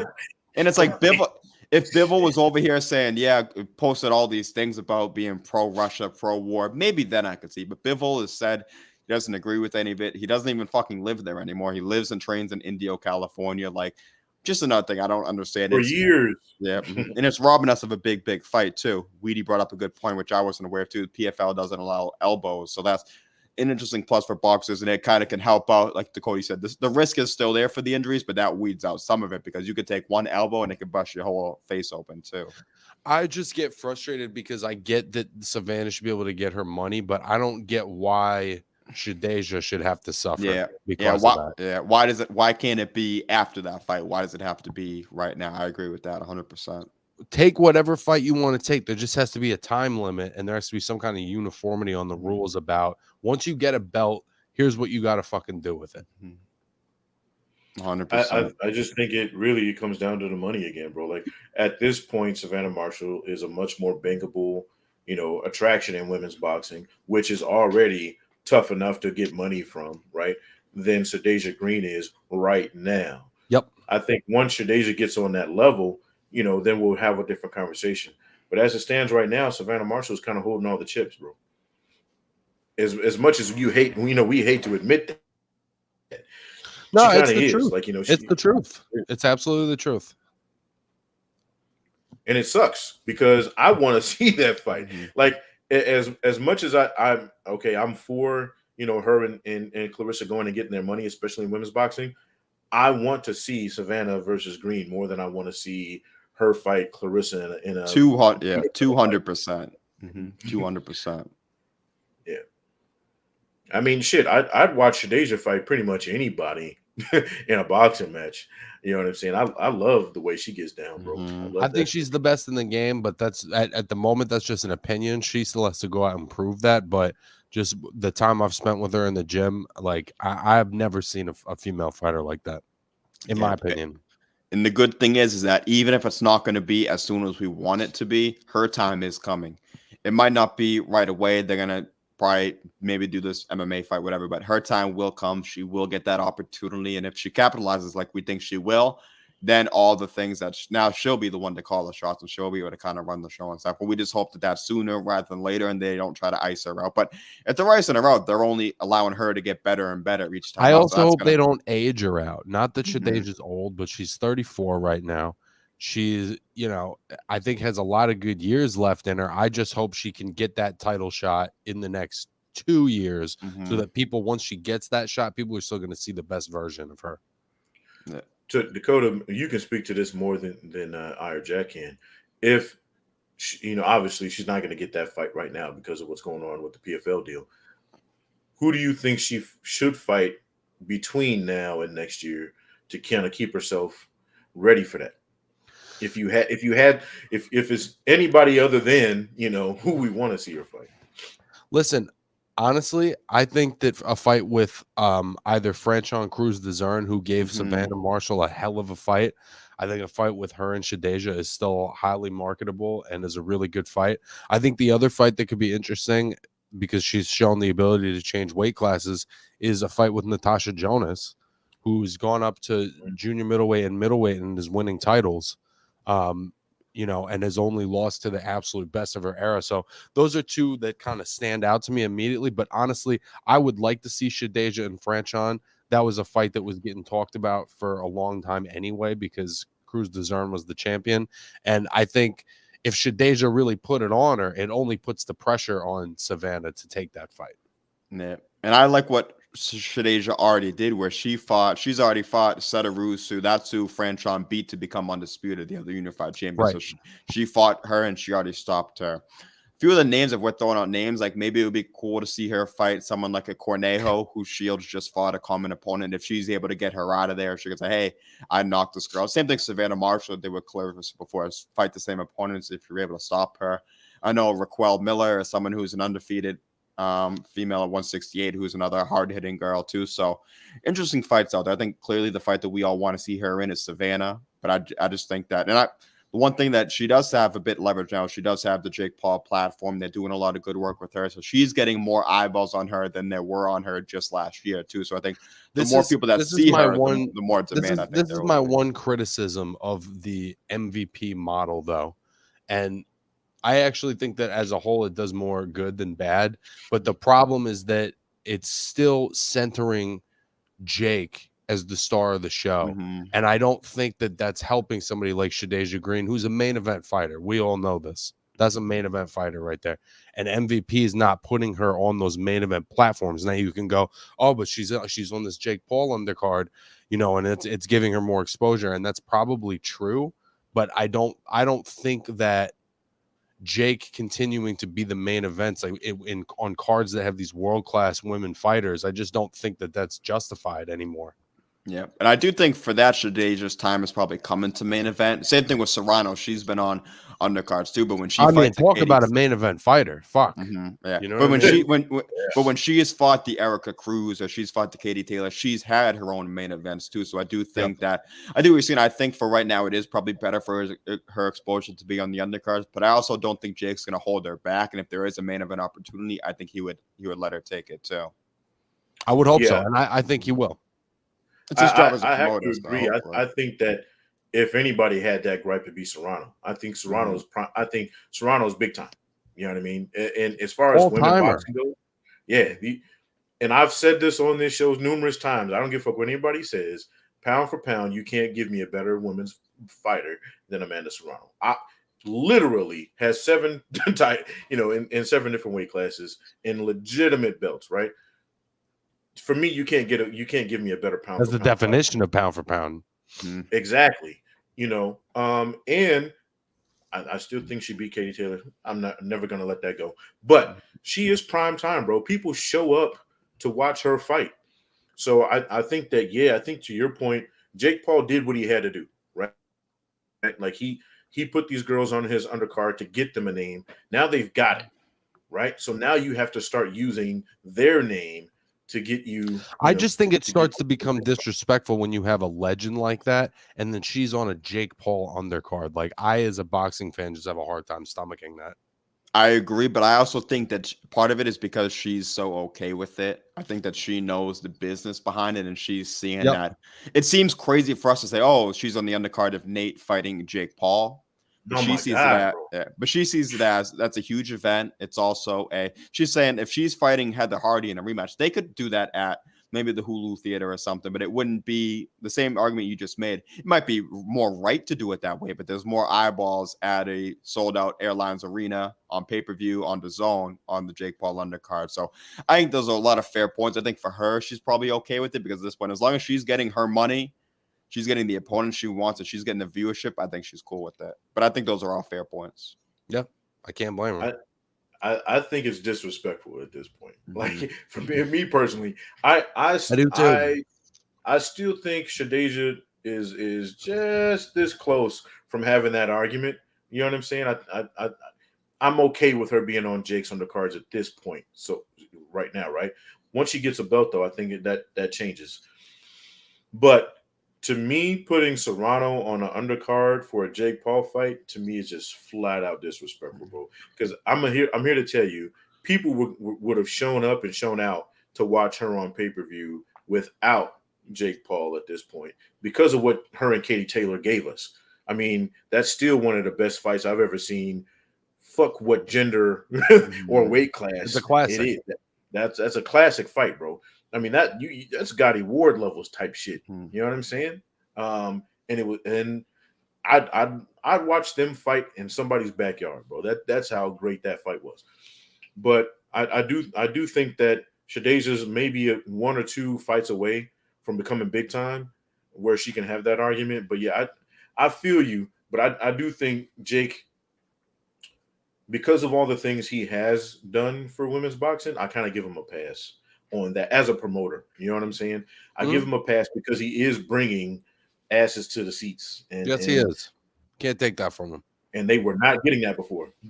Yeah, like you said, it would be one thing if he's stuffing them on the undercards and he didn't give her the Taylor fight, or he didn't give her the undisputed fight against Erica Cruz. But I think because he's doing both of those things, and I think that Amanda at the end of the day is grateful and she's okay with being on these undercards, I think I give a little more pass on that, just because he's given her the other main event opportunities also. And I think the same thing should come with Shadejia very, very soon. Yep. I think that's basically it all. I mean, we've been on for 2 hours. It never feels like we've been on for 2 hours because we get going. It always gets pretty good. But any last kind of comments or anything like that before we wrap this one up? But it was definitely a hell of a show for sure. If you want to watch another really fun 2-hour podcast, go watch episode 100 of the Slip and Wheat podcast with my good friend Harry the Hitman Gigliotti, lightweight prospect out of New England, and enjoy that. He's a character. Slip and weave, baby. I've been fucking with your channel, even before I came on ITR, bro. I like what you do over there. Nah, I appreciate that, bro. And I want to say that your episode when I had my other, sounds about right joint was one of the most watched. So, kudos to you, bro. Thank you, brother. I appreciate that. Again, I'm gonna keep tooting this horn until I can't toot it anymore. Go watch your local fighters. Go give the guys we're not going to talk about on this show or pretty much any other boxing show. Go give those guys love, because those guys will eventually become the Manny Pacquiaos, the Floyd Mayweathers, the Errol Spences, the Bud Crawfords, the Jermell Charlos, the Canelos. Go watch it. You know what I mean? Even if it's just even a free show, go watch them. These guys need that love. They need that support. They need to know that people are coming out there and watching them, and I guarantee you won't be disappointed. 100%. And I've been at even the last 2 local shows I've been at. I've seen 2 absolute classic main events. I saw this undefeated guy Kenny Larson fight Brandon Higgins, who I know pretty well. It's a very, very nip and tuck fight. Absolute classic. Both guys going back and forth. A lot of people there were saying it was the best club show fight they've ever been to. A few weeks later, I go to Quincy. I see my guy Mike O'Han fight Dakota's guy Harry Gigliotti. Another just absolute. That was probably the best fight that I've seen in person. Just a great fight both ways. Both guys showing the dog, toughing it out. Harry took a brutal liver shot, got up, kept fighting. Mike ends up winning, but Harry gets all the credit in the world for me for never giving up. To kind of like he's a guy like Mendoza too. No matter how much is turning the other way, he always keeps coming. So if you guys go to these local shows, you might see some overmatched fights, but at the end of the day, there's some gems mixed in there too. So like Nibs always says, go support it, because you never know what you're going to see. And just this summer, I've seen a few absolute classics that were definitely unbelievable. This crosses, sports and entertainment and all that. But I posted something like this somewhere on my Facebook, and I said this: you have to believe in the people who aren't being believed in, because those guys end up being the Michael Jacksons of the world, the Michael Jordans of the world, the Tom Brady's, right? Tom Brady was a third-string quarterback. Nobody thought he was going to be who he was. Somebody once told the Jackson 5 they'd be one-hit wonders at best. You know what I'm saying? And, hey, all the white girls used to have flat booties. You have to believe in yourself. But, look, I'm trying to tell you, go believe in the guys that nobody knows yet, because they're going to turn out to be the guys that everybody's talking about years from now. I truly believe it. I've seen it happen. Mickey Ward was a guy who was selling plasma to get boxing trunks, and he became, one of the biggest draws in the sport. So you have to believe in the guys that nobody's going to see first, and I guarantee you it'll pay off. I second that. Great show, fellas. Without a doubt. So you guys will catch us. Dakota and the show on Monday. The Boxing Shop should be back on Monday. We'll be back on Friday. Stay tuned to our Instagram and our YouTube, our OnlyFans also. We got a bunch of new content coming out. I'll be up in the gym in Boston tomorrow getting you guys some new content. So stay on the lookout for all that. Salute to all you guys in the chat tuning in. Dakota and Nibs. Hell of an episode. Let's get after it once again coming up. So peace out, everyone. Thank you for tuning in. See you.